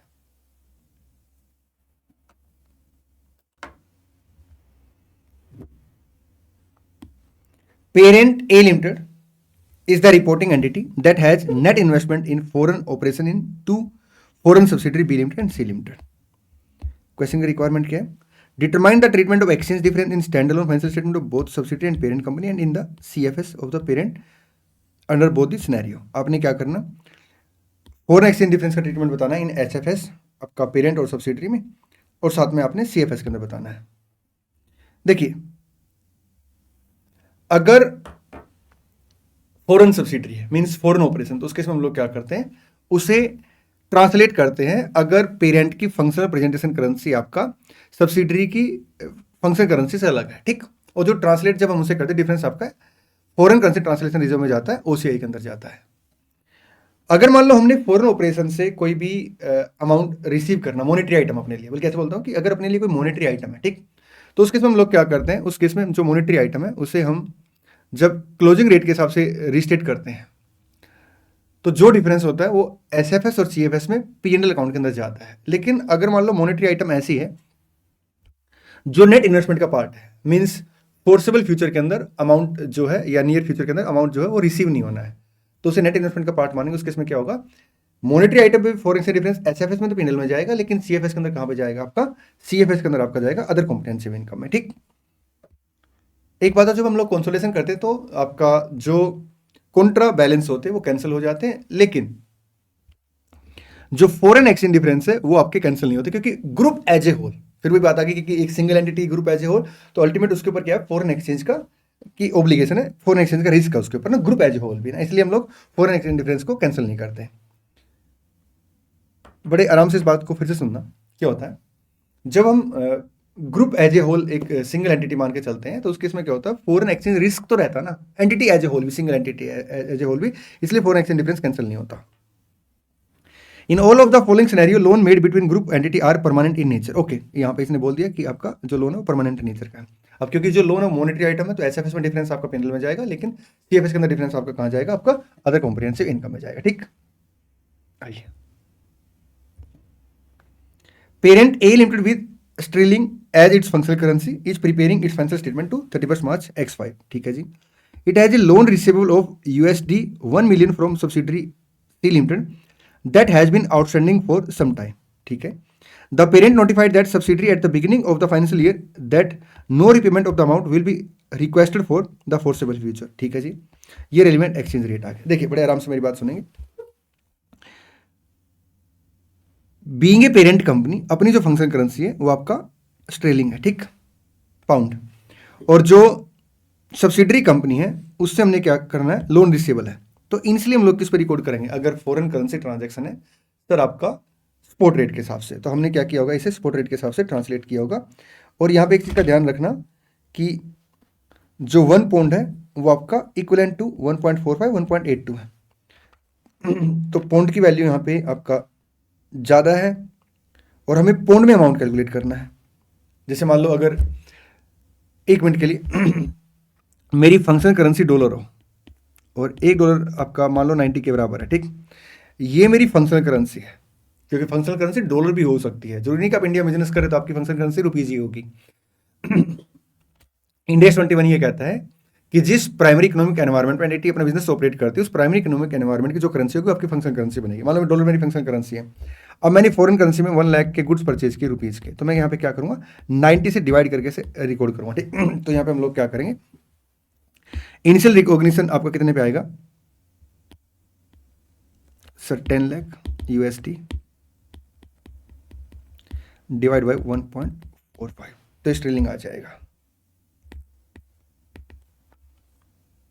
कितने पाउंड आएंगे, 10 lakh divide by 1.45, 689,655,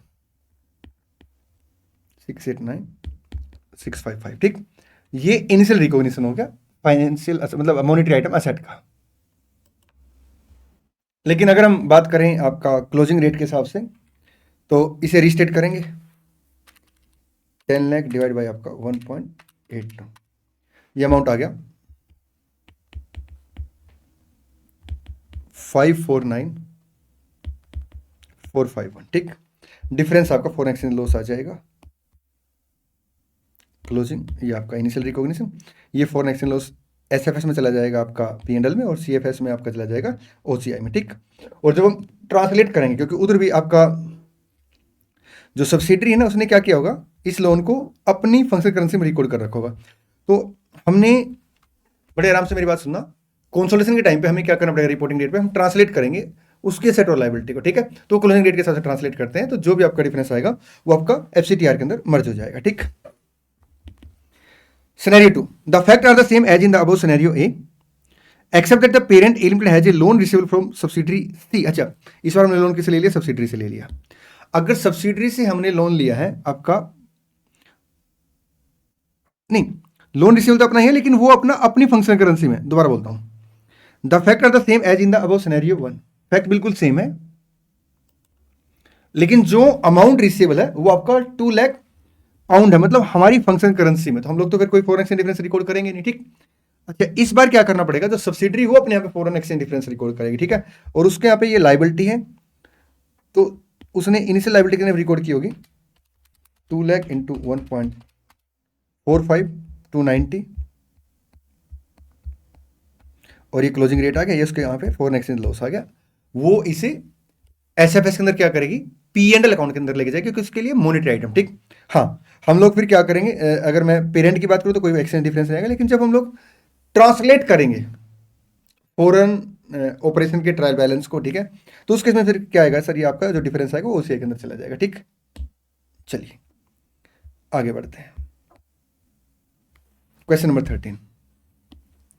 During X3, T Limited discovered that prepayment of 680 made during the year X1 had not been recognized in the P&L as the related expenses were incurred. The prepayment should have been recognized as an expenses of 170, 425 or 85 in X3.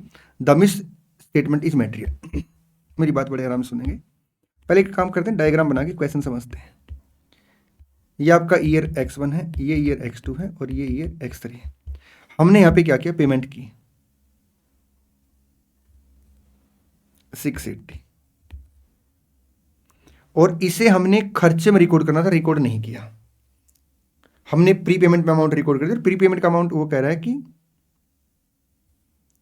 जो amount recognise होना चाहिए तो कैसे होना चाहिए था, मतलब हमने इसे, दोबारा बोलता हूँ, हमने इसे पी&एल अकाउंट में रिकॉर्ड नहीं किया, ठीक है। ये प्री पेमेंट में रिकॉर्ड कर लिया और जो खर्चा रिकॉर्ड होना था, कैसे कैसे रिकॉर्ड होना था, 170 यहाँ रिकॉर्ड होना था, 425 यहाँ रिकॉर्ड होना था और 85 यहाँ पर रिकॉर्ड होना, ठीक। Extract from the draft X3 statement of P&L before correction of error. अच्छा, ये एरर से पहले की बात है। The opening balance of the retained earning is adjusted and comparative are restated when practicable to reflect the correction of the error, assume there are no tax effect. आपने क्या करना, रिवाइज स्टेटमेंट ऑफ P&L बनाना और statement of change in equity बनाना after rectifying the above error. देखिए, अगर कोई भी एरर या ओमिशन होती है उसका रेक्टिफिकेशन हम कैसे करते हैं। अगर करंट ईयर में इफेक्ट तो करंट ईयर में इफेक्ट ले लेते हैं। अगर प्रीवियस ईयर में इफेक्ट तो हम लोग क्या करते हैं, प्रीवियस ईयर की फाइनेंशियल स्टेटमेंट को रीस्टेट करते हैं जब हम कंपैरिजन करते हैं करंट ईयर के साथ, ठीक। और अगर मान लो इंपैक्ट जो है वो आपका प्रीवियस ईयर से पहले, तो हम लोग क्या करते हैं उस केस में हम थर्ड बैलेंस शीट बनाते हैं और उसका इंपैक्ट लेते हैं आपका statement of change in equity के अंदर। तो इसका impact statement of change in equity के अंदर आ जाएगा, इसका इंपैक्ट आपका पिछले साल आ जाएगा, इसका इंपैक्ट आपका करंट ईयर में आ जाएगा। आइए, रिवेन्यू पे कोई इंपैक्ट नहीं है, मैं इसका आंसर एक बार आपको टिक करा देता हूँ। एक्सपेंडिचर की अगर हम बात करें तो 85 का एक्सपेंडिचर करंट ईयर में ऐड कर देंगे और आपका 425 का एक्सपेंडिचर लास्ट ईयर में ऐड कर देंगे, ठीक। ये नेट प्रॉफिट आ गया। जो ओपनिंग रिटेन अर्निंग इसमें 170 एडजस्ट कर देंगे। चले जी सर, आइए आगे बढ़ते हैं। क्वेश्चन नंबर 14 आपका इंडिया 115 का क्वेश्चन है। देखिए क्या लिखता है, A limited entered into a contract with a customer for the exclusive supply of paint for a 3 year period. A limited ने क्या किया, एक कॉन्ट्रैक्ट किया कस्टमर के साथ कि वो एक्सक्लूसिवली सप्लाई करेगा पेंट 3 साल के लिए, ठीक है जी। A limited make a 50,000 upfront payment which the customer will use to customize its paint sprayer for A limited product, ठीक है जी। तो हमने अगर कस्टमर को पेमेंट की तो उस केस में हम लोग क्या करते हैं, जो भी टोटल कंसिडरेशन है उसके साथ उसे एडजस्ट कर देते हैं, ठीक। अगर कस्टमर से कोई गुड्स या सर्विस नहीं आई है। A limited determine the upfront payment is not in respect of for goods for a distinct goods और सर्विस, ठीक है जी। A limited estimate ₹10 lakh in sale with the customer over the 3 year period. 1 2 3 total expected sale है 10 लाख और 50,000 हमने क्या किया, upfront फी पे कर दी कस्टमर को, ठीक। ये लाइन फिर से पढ़िए, ए लिमिटेड मतलब हम supplier make a 50,000 upfront payment which the customer will use, ठीक। तो रियल में अपनी रेवेन्यू कितनी आएगी, 950 आएगी। A limited estimate ₹10 lakh in the sale with the customer over the 3 year period.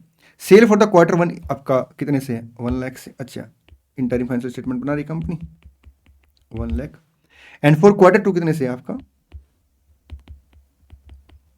125। However, A Limited update its estimate of the total sale over the contract to 15 lakh during the quarter 2। Okay, यहाँ से हमने estimate लगाया कि जो cell होगी वो आपकी 15 लाख होगी टोटल ओवरऑल, ठीक। मतलब यहाँ पे जो एस्टिमेट है उसके हिसाब से, लेकिन हम 15 लाख थोड़ा बोलेंगे, हम बोलेंगे नहीं जी 1450 हो, क्योंकि 50,000 हमने पेमेंट कर रखी है। Determine the net revenue to be recognise in quarter 1 and quarter 2 by a limited. देखिए, क्वार्टर 1 में हम कितनी रेवेन्यू रिकॉर्ड करेंगे सर, कस्टमर जो है हम उससे पैसे लेंगे 1 लाख, ठीक है जी। ये पैसे हमने जो लिए होंगे वो 10 लाख के अगेंस्ट लिए होंगे, लेकिन 50,000 हमने क्या कर रखा, कस्टमर को पेमेंट कर रखी, तो 950 के हिसाब से 95,000 रिवेन्यू आ जाएगी क्वार्टर 1 में। क्वार्टर 2 की बात करें तो क्यूमुलेटिव कैचअप के हिसाब से रिवेन्यू कैलकुलेट करेंगे, कितनी रिवेन्यू आ जाएगी। एक बार मैं आपको क्वार्टर 1 का आंसर टिक करा देता हूँ। अच्छा, इन्होंने क्या किया, अपफ्रंट फी की परसेंटेज कैलकुलेट करके उसे एलोकेट कर दिया, बात एक ही है। ये देखिए,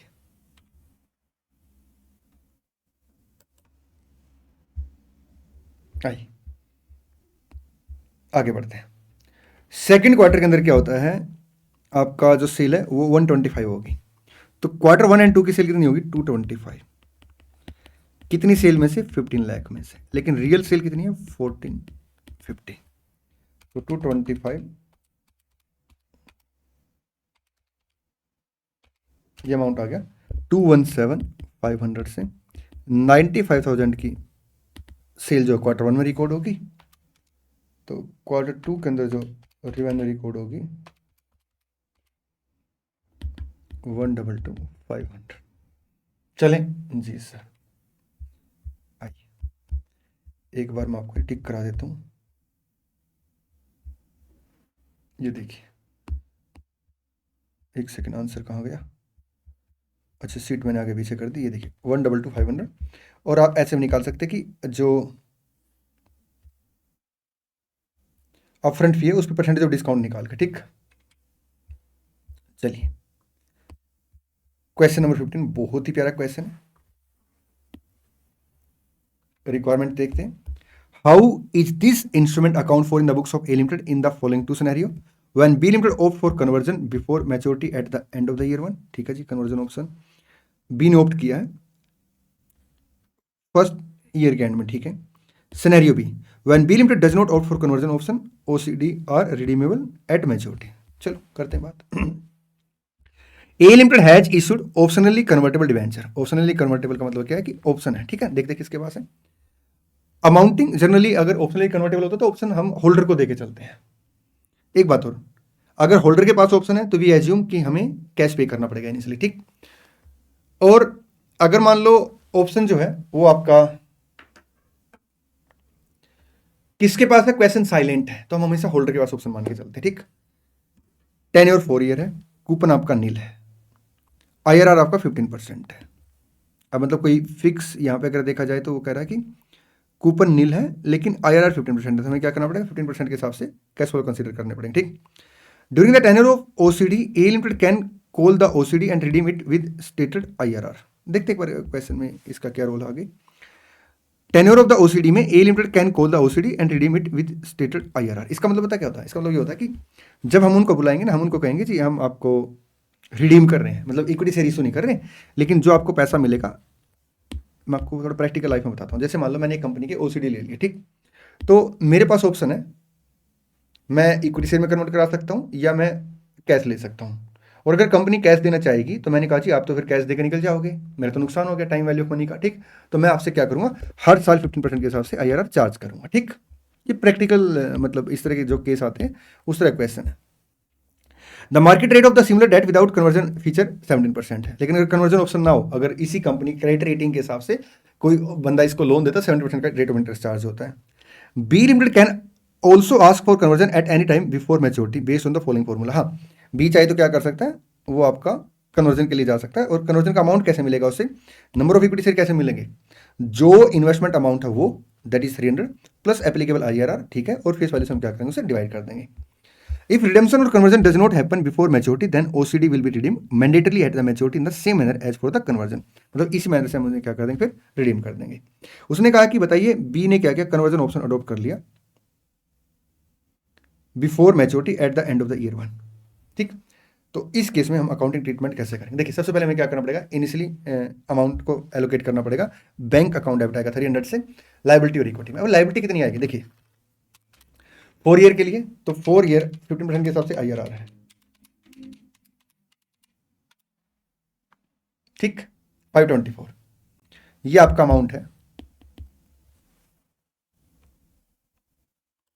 और मार्केट में नॉन कन्वर्टेबल मतलब आपका विदाउट कन्वर्जन ऑप्शन में रेट कितना है, 17% है। तो इसके हिसाब से हम क्या करेंगे, पीवी कैलकुलेट कर लेंगे। 1 2 3 4 280 ये अपना डेट पोर्शन आ गया, बैक बाकी अपना इक्विटी पोर्शन आ जाएगा। ठीक, ये देखिए ये अपना डेट पोर्शन आ गया, इक्विटी पोर्शन आ गया। अब 1 साल के बाद वो कह रहा है कि हमने क्या किया है जी, बी आया हमारे पास और कह रहा है जी मेरे को क्या करो, आप कन्वर्जन ऑप्शन दे दो। ठीक है, अब 1 साल के लिए पहले हम क्या करेंगे, 280 के ऊपर इंटरेस्ट रिकॉर्ड करेंगे 17% के हिसाब से, क्योंकि लाइबिलिटी कंपोनेंट तो आपका 280 है, ये आपका 48 से आ जाएगा। ये हमने क्या किया, इंटरेस्ट रिकॉर्ड कर लिया। ठीक, अब बी ने क्या किया है, कन्वर्जन ऑप्शन यहां पे अडॉप्ट किया है। अब एक बार ना इस लाइन को पढ़ेंगे आप ना,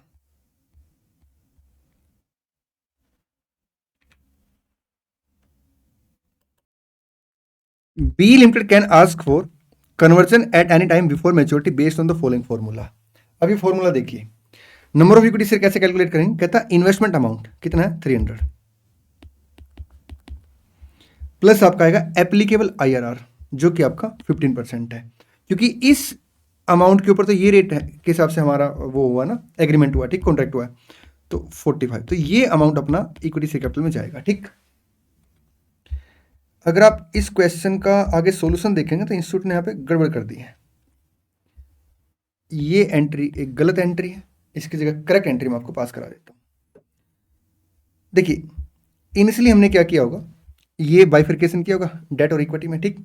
डेट के ऊपर हमने क्या किया होगा, by using market rate of interest record किया होगा। तो डेट का जो कैरिंग अमाउंट बन गया वो कितने से बन गया होगा अपना 328 से, ठीक। यहाँ पे इन्होंने ये वाली बात बिल्कुल ठीक लिख रखी है, लेकिन जो इक्विटी का अमाउंट है वो हमें हटाना पड़ेगा, और इक्विटी शेयर कैपिटल सर इस फॉर्मूले के हिसाब से हमें इशू करनी पड़ेगी, जो डिफरेंस है वो आपका अदर इक्विटी में जाएगा। बेटा ये जो क्वेश्चन है ना, मेरी बात सुनिए फिर से ध्यान से, ये एक प्रैक्टिकल लाइफ के हिसाब से क्वेश्चन, मतलब प्रैक्टिकल लाइफ में ऐसी पॉसिबिलिटी होती है, ठीक। रूटीन में ऐसी चीजें होती है कि कंपनी क्या करती है, वो ओसीडी इशू कर देती है और सामने वाली पार्टी को ऑप्शन दे देती है, ठीक।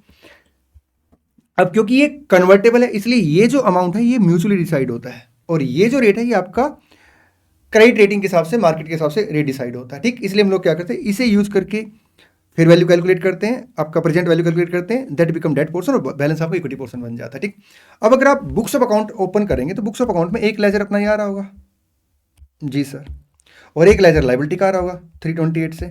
अब हम अगर इक्विटी शेयर कैपिटल इशू करेंगे तो हमें क्या करना है, दोनों लेजर खत्म करने हैं। एक तरीके से आपका ऑप्शन किसके पास है, होल्डर के पास कन्वर्जन का, ठीक। लेकिन क्या हमारे पास कोई ऐसा राइट है कि हम डिनाई कर पाए पेमेंट से, नहीं, तो हम लोग क्या करेंगे, एज ए फाइनेंशियल लायबिलिटी मानेंगे। चलिए जी सर, अब उन्होंने क्या किया, ऑप्शन था उनके पास 4 साल का, उन्होंने 1 साल के अंदर ही ऑप्शन को अडॉप्ट कर लिया, तो यहाँ पे एंट्री लिखेंगे आप,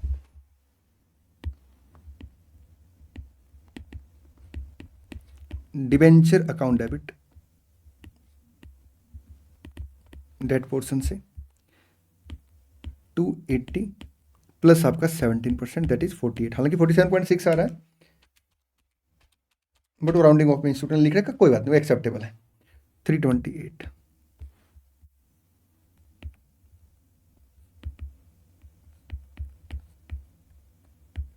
डिबेंचर अकाउंट डेबिट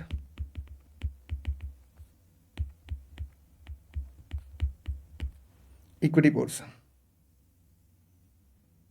आपका आएगा अमाउंट 20 से टू इक्विटी शेयर कैपिटल। अब ये देखिए, ये जो है ये आपका एक एग्रीमेंट के तहत हमें अमाउंट इशू करना है, कितना 300 प्लस 15%, 345, डिफरेंस आपका आएगा to other equity balancing figure.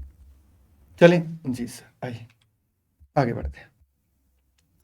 अगर बी ऑप्ट नहीं करता कन्वर्जन ऑप्शन, तो उस केस में क्या होगा, फिर आपने रिडीम करना मैच्योरिटी पे। अब मैच्योरिटी पे रिडीम कितने अमाउंट से होगा सर, मैच्योरिटी पे जो अमाउंट रिडम्शन आएगा वो आएगा 300 प्लस 15%, 1 2 3 और 4, 524, ठीक, 0.7 से। और वैसे लाइबिलिटी का अमाउंट कितना हो चुका होगा sir, 280 plus 17% plus 17% plus 17% plus 17%, same आ गया जी सर। चलिए उतना अमाउंट हम लोग क्या करेंगे, पे कर देंगे। ये आपकी इंटरेस्ट कॉस्ट आ गई, ये आपका इनिशियल लायबिलिटी आ गई। एक बात और यहाँ पे ध्यान रखेंगे, जो आपका इक्विटी बैलेंस बचा हुआ है उसे आप सेम लाइन ऑफ इक्विटी में रखेंगे या उसे रिटेन अर्निंग में ट्रांसफर कर देंगे। तो यहाँ पे इंस्टीट्यूट ने आई थिंक उस लाइन के बारे में भी कहीं कुछ लिखा नहीं है, लिखेंगे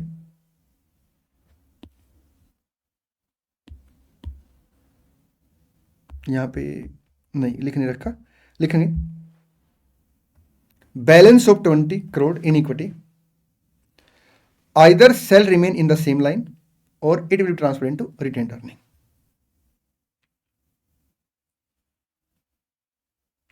चले जी sir,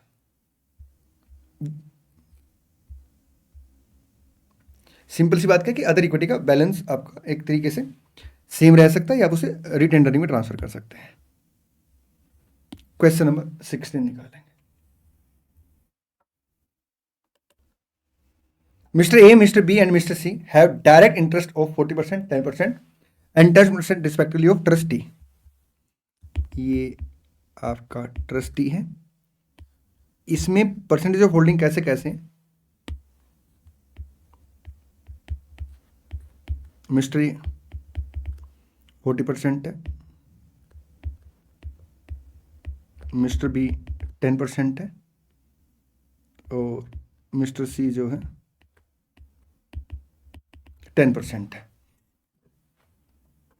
the remaining 40% of the interest in trustee is held by 20 unrelated investor, मतलब बड़े सारे आपका अनरिलेटेड इन्वेस्टर है, 20 है, चलो 20 लिख दिया, ठीक, अनरिलेटेड इन्वेस्टर है।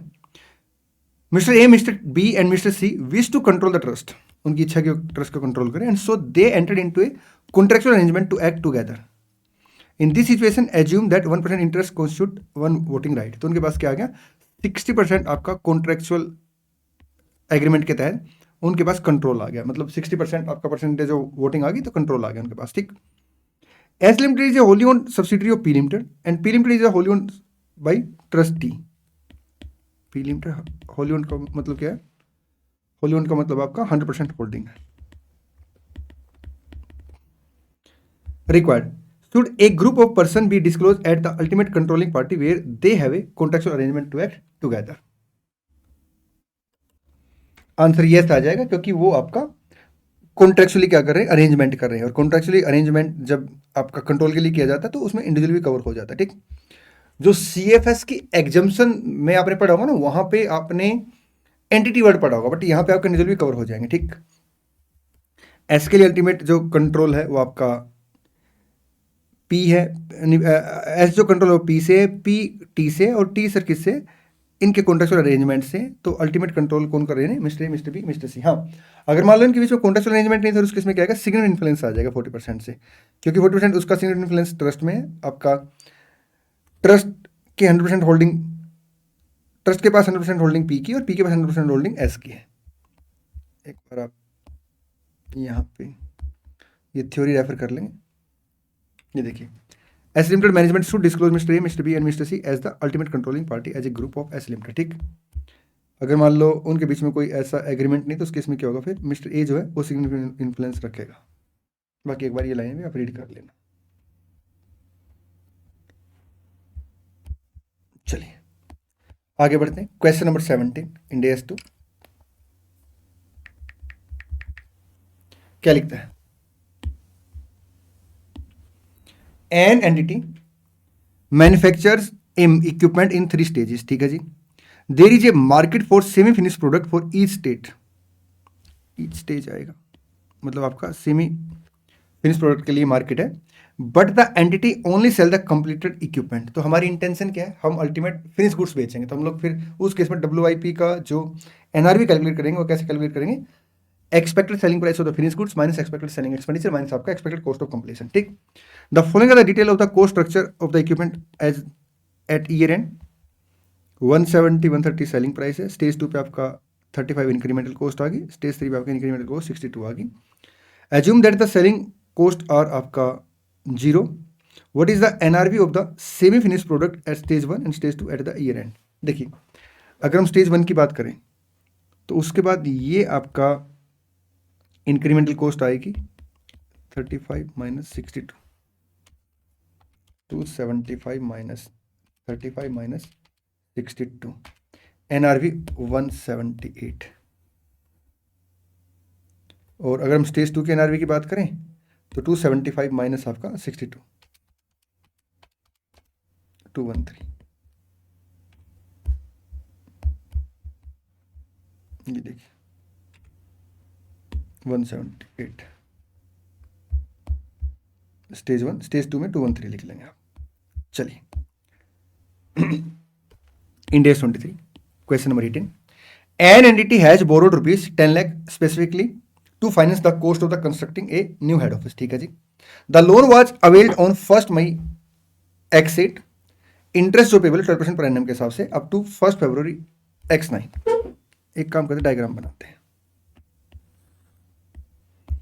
ये अपना जो क्वेश्चन बात कर रहा है 1 मई से बात कर रहा है, तो हम एक काम करते हैं 1 अप्रैल एक्सेट यहाँ से स्टार्ट कर लेते हैं, 31 मार्च X9। जो लोन हमने अवेल किया कब किया, 1 मई को।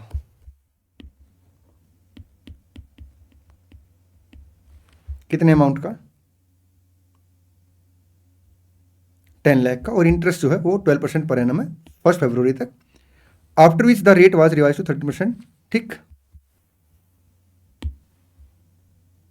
यहाँ पे आपका 10 लाख का लोन है और रेट ऑफ इंटरेस्ट कितना है 12% पर एनम है।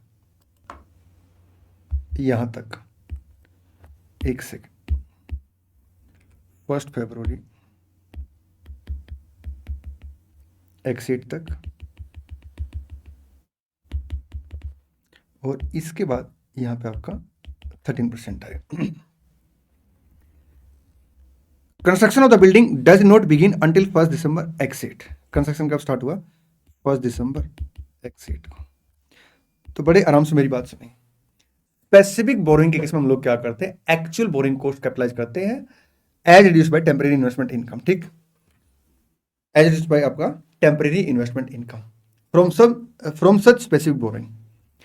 लेकिन हम लोग एक्चुअल बोरिंग कॉस्ट जरूर कंसिडर करते हैं, लेकिन वो तब से कंसिडर करते हैं जब जिस डेट से आपका कमेंसमेंट ऑफ कैपिटलाइजेशन की कंडीशन क्वालिफाई हो जाती है। मींस 3 कंडीशन क्वालिफाई हो जाती है। पहली condition, expenditure has been incurred on qualified asset. Second, there must be borrowing cost. और third, necessary activity has been started. ठीक, तो हमने यहाँ पे 1 दिसंबर को क्या किया? कंस्ट्रक्शन स्टार्ट किया है विदाउट इंटरप्शन अंटिल आपका after the end of 31 March X9। ठीक है जी। During the period of the construction the entity incurred directly attributable cost of 1 lakh in December X8। यहाँ पे आपका 1 लाख का अमाउंट इनकर्ड हुआ है। ठीक है, और 250 आपका ईच मंथ जनवरी टू मार्च। 1 जनवरी, यहाँ पे आपका 1 फरवरी और यहाँ पे 1 मार्च। ठीक, ईच मंथ। अच्छा, for simplicity it is assume that these cost are incurred on the first day of the each month. ठीक है जी। अगर क्वेश्चन ये लाइन ना भी लिखे ना, हम लोग जनरली फर्स्ट डे पे मान के चलते हैं। Each month the borrowing less any amount that is to be expended for the building work in that month are reinvested and earn interest at the rate of 5% per annum. हमने क्या किया? जो amount बच गया ना उसे री invest करते रहे। ठीक, 5% पर एनम के हिसाब से लिखता है। For the year and 31 March 9 the entity incurred interest expenditure this one, और ये उसने क्या किया? इंटरेस्ट इनकम कमाई है। तो हम लोग बोरिंग कॉस्ट में इसका नेट नहीं करेंगे, बल्कि हम लोग क्या करेंगे? एक्चुअल बोरिंग कॉस्ट कैलकुलेट करेंगे from the date when commencement of borrowing cost capitalization has been started, जिसमें हमें 3 कंडीशन चेक करनी होती है। पहली condition, expenditure has been incurred on the qualified asset. Second, there must be borrowing cost. और third, necessary activity has been started. ये तीन condition आपकी 1 दिसंबर को क्वालिफाई हो रही है। तो हम लोग क्या करेंगे? 1 दिसंबर से लेकर 31 मार्च तक एक्चुअल बोरिंग कॉस्ट पहले कैलकुलेट करेंगे। दैट इज आपका 10 लाख, 12% आएगा दिसंबर जनवरी 2 महीने के लिए,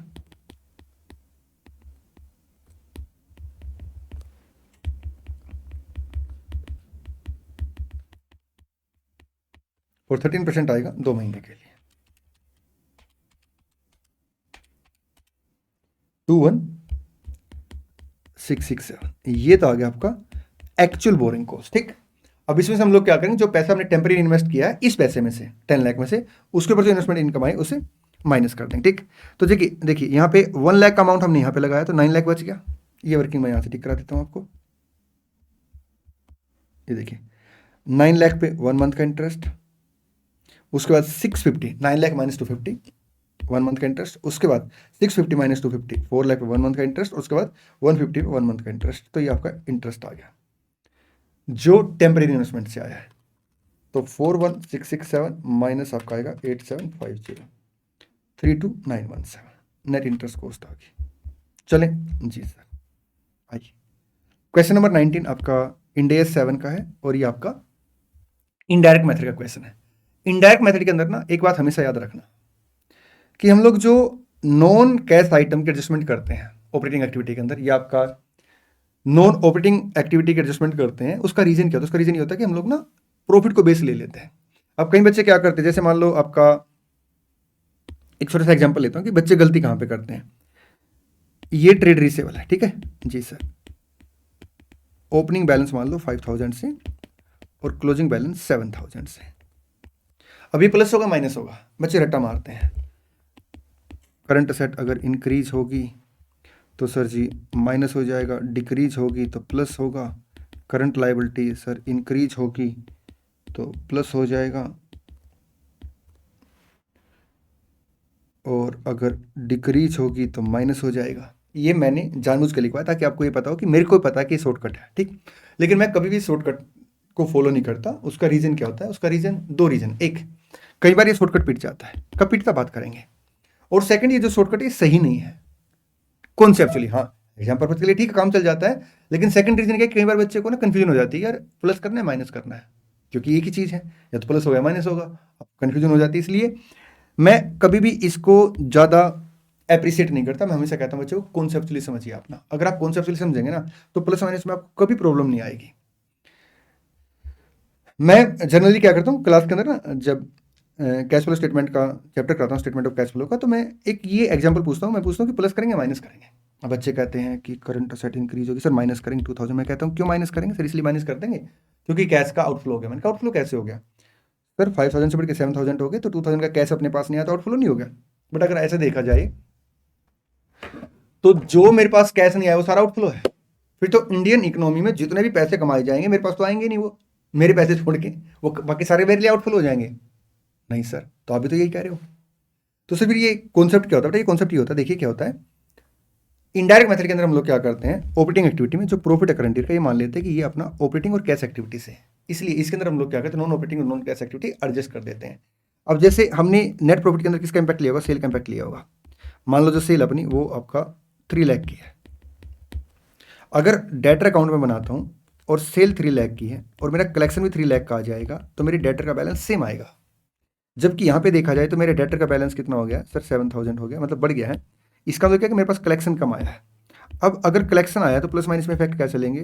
कलेक्शन अगर कम आया तो देखिए, ये नेट प्रॉफिट मैं क्या मान के चलता हूँ, ऑपरेटिंग और कैश एक्टिविटी से, इसके अंदर मैं क्या करूँ, नॉन ऑपरेटिंग और नॉन कैश एक्टिविटी एडजस्ट कर दूंगा। ठीक, अब क्योंकि इसमें जो इम्पैक्ट है वो सेल का आया होगा, बिल्कुल ठीक है सर, बट इसमें इम्पैक्ट किसका आना चाहिए सर? इसमें जो इम्पैक्ट आना चाहिए वो कलेक्शन का आना चाहिए। अब यहाँ पे 2000 से इंक्रीज हुआ, तो इसका मतलब क्या है कि सेल के कंपैरिजन में मेरे पास कलेक्शन कम आया, जबकि इसमें इम्पैक्ट किसका आया हुआ? सेल का आया हुआ। ठीक, इसलिए मैं क्या करूँगा, जो सेल का इम्पैक्ट है उसे कैश का इम्पैक्ट में कन्वर्ट करने के लिए, क्योंकि सेल ज़्यादा है और कलेक्शन कम आया, इसलिए मैं क्या करूँगा, माइनस कर दूँगा। आप ऐसे कॉन्सेप्ट से लेकर क्वेश्चन करेंगे कभी भी गलती नहीं होगी। ठीक, एक बात और, ये प्लस माइनस का फॉर्मूला कहाँ पे पिटता है? जहाँ पे सर कुछ आइटम ऐसी होती है जो पीएनएल से रूट ही नहीं होती, और ये जो प्रॉफिट है पीएनएल का रूट से आया है, इसलिए हम लोग क्या करेंगे, उन आइटमों को पहले इफेक्ट हटाएंगे। जैसे बिजनेस कॉम्बिनेशन के अंदर हम क्या करते हैं, जब दूसरी एंटिटी का बिजनेस एक्वायर करते हैं तो वहाँ पे जो करंट एसेट करंट लायबिलिटी है उसका रूट जो होता है वो पीएनएल होता ही नहीं है, इसलिए हम लोग क्या करते हैं, पहले उसे क्लोजिंग बैलेंस में से माइनस करके फिर प्लस माइनस कैलकुलेट करते हैं।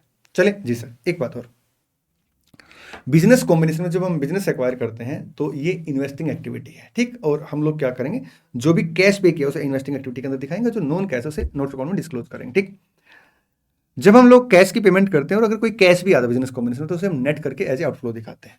चलें जी सर, आइए question number 19। Z limited had acquired a subsidiary V limited during the year X1 X2। Summarized information from the consolidated statement of P&L and balance sheet together with some supplementary information has been provided। ये आपको statement of P&L दे दिया, ये आपको balance sheet दे दी, ये other information दे दी। All of the share of the V limited were acquired for 88,800 in cash. ठीक है, ये आपका इन्वेस्टिंग एक्टिविटी में आउटफ्लो आ जाएगा।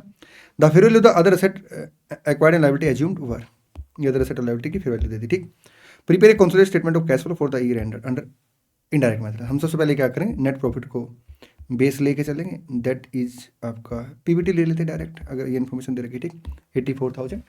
अब जो पीबीटी के बाद के इवेंट है वो हम इसमें एडजस्ट नहीं करेंगे। ठीक, आइए 84,000। अब इसके बाद हम लोग क्या करते हैं, हम सिंपल असेट साइड से लग जाते हैं और जो जो आइटमें आती रहती है अगर उसके रिगार्ड में एडजस्टमेंट है तो लेजर बना लेते हैं, अदरवाइज हम लोग क्या करते हैं, डायरेक्ट इंपैक्ट ले लेते हैं। ठीक, प्रॉपर्टी प्लांट एंड इक्विपमेंट की अगर हम बात करें तो इसका लेजर बना लेते हैं। ओपनिंग है 96,000 से, क्लोजिंग है 192 से।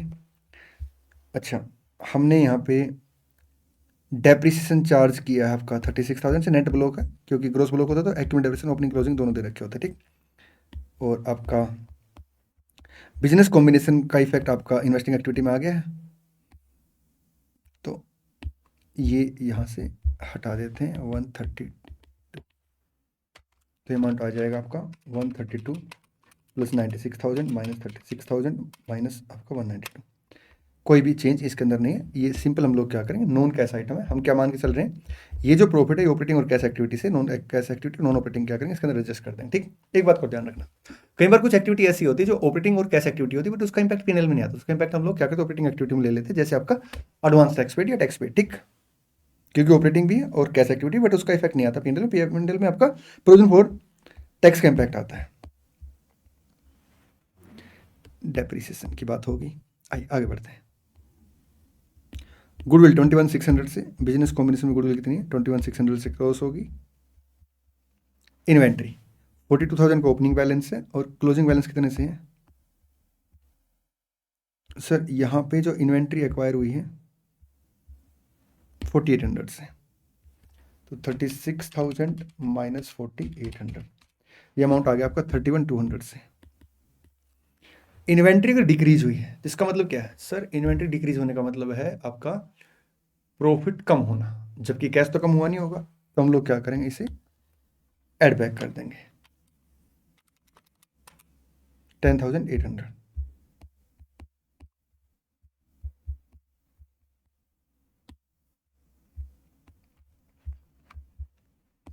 उसके बाद ट्रेड रिसीवेबल, इसमें से हम लोग क्या करेंगे, ये अमाउंट माइनस कर देंगे, ये आएगा 64,800 माइनस, क्योंकि इसका रूट P&L नहीं है, जो बिजनेस कॉम्बिनेशन से असेट और लायबिलिटी है, ठीक। 55,200 से अगर ट्रेड रिसीवेबल डिक्रीज होगा, इसका मतलब क्या है कि जितनी सेल का इम्पैक्ट है कलेक्शन उससे ज़्यादा हुआ है, तो 4800 का कलेक्शन अपना ज़्यादा हुआ है, तो हम क्या करेंगे, ऐड कर देंगे। चलिए आगे बढ़ते हैं, एक सेकंड। हाँ जी, शेयर होल्डर इक्विटी में, अच्छा कैसे एंड कैसे इक्विवेलेंट ओपनिंग क्लोजिंग लिख लेंगे, ठीक। शेयर होल्डर इक्विटी में एक बार देखना पड़ेगा कि ये इम्पैक्ट P&L का है या आपका कैपिटल का भी है। सर ये PAT है, डिविडेंड पे किया है? नहीं सर, कहीं पे भी नहीं, तो ये इतना ही डिफरेंस है, कोई एडजस्टमेंट नहीं, क्योंकि नेट प्रॉफिट हमने ऑलरेडी कंसिडर कर लिया। लॉन्ग टर्म डेट की बात करें तो लॉन्ग टर्म डेट यहाँ पे आया हुआ है जी सर, 43,200 है।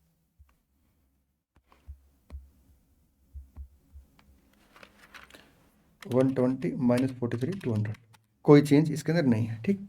इनकम टैक्स पेबल की बात करें, इनकम टैक्स पेबल यहाँ पे आया, एक बार चेक कर ले। नहीं सर, यहाँ पे इनकम टैक्स पेबल नहीं आया। ओपनिंग कितने से है सर? 13,200 से, क्लोजिंग 14,400 से, और आपका जो प्रोविजन फॉर टैक्स है वो कितने से है सर? 18,000 से, तो 13,200 प्लस 18,000 माइनस 14,400, 16,800 से। ये आपका ऑपरेटिंग एक्टिविटी और कैश एक्टिविटी है।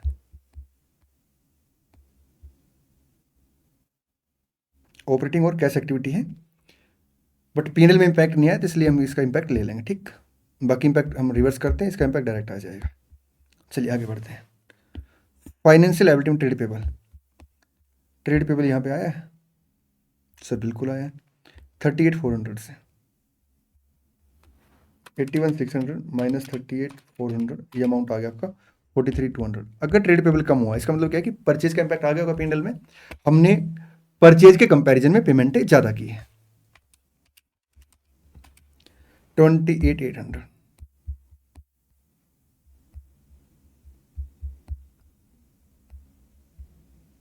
ये देखिए decreasing trade payable.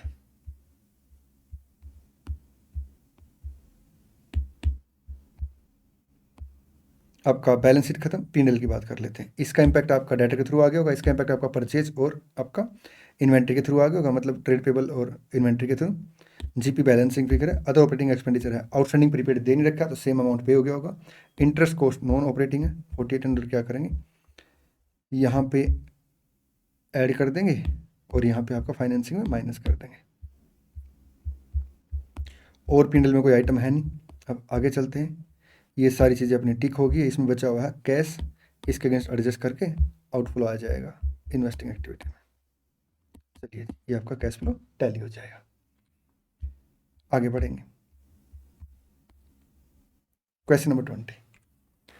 A limited exchange car X with a book value 13,000 and a fair value 13250 for cash of 150 and car Y which has a fair value 13,100। ठीक है जी, हमारे पास जो car है x, उसकी fair value book value कितनी है? 13,000। इसे D recognise कर देंगे। अपने पास कैश कितना आया है सर? अपने पास कैश आया है 150, इसे डेबिट कर देंगे, ठीक। अब कार वाई आई है, कार वाई को हम कितनी वैल्यू पर रिकॉर्ड करेंगे? कहता है हम इसे फेयर वैल्यू पर रिकॉर्ड कर लेंगे provided fair value reliably measure हो पा रही है। सेकंड, जो ट्रांजेक्शन उसमें कॉमर्शियल सब्सटेंस है, अब यहाँ पे अगर आप देखें फेयर वैल्यू रिलायबली अपनी मेजर हो पा रही, ठीक।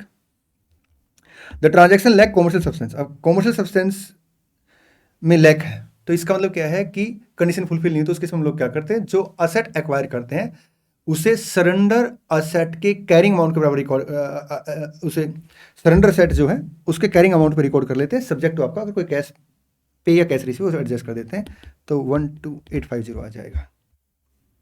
देखिए,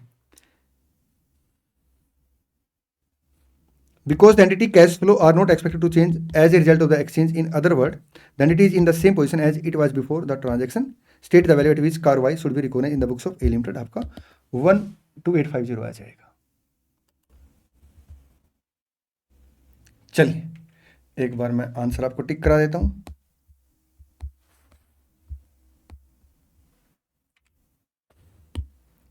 इसी के साथ ये आरटीपी समाप्त होती है। अब जो बचा हुआ टाइम दोस्त, इसे बिल्कुल वेस्ट नहीं करना आपने, और मेरे को पूरा विश्वास है कि अब आप ना एक सिंगल सेकंड को यूटिलाइज करेंगे, अब कोई टाइम वेस्ट नहीं करेंगे, अच्छे से पढ़ाई करेंगे, और मैं आपको बताऊं बड़ा पॉजिटिव होकर आप तैयारी कर रहे होंगे और एग्जाम में ना बड़े पॉजिटिव होकर जाएंगे, आराम से आपका एग्जाम निकल जाएगा। बस आपने क्या करना है, जो ये कमिंग डेज है इसे अच्छे से यूटिलाइज करना है। चलिए मिलते हैं नेक्स्ट वीडियो में, और आपको आरटीपी कैसी लगी आप प्लीज़ कमेंट बॉक्स के अंदर कमेंट जरूर करना। Thank you so much, all the best, God bless you. और हाँ, इस बार एग्जाम को फोड़ के आएंगे।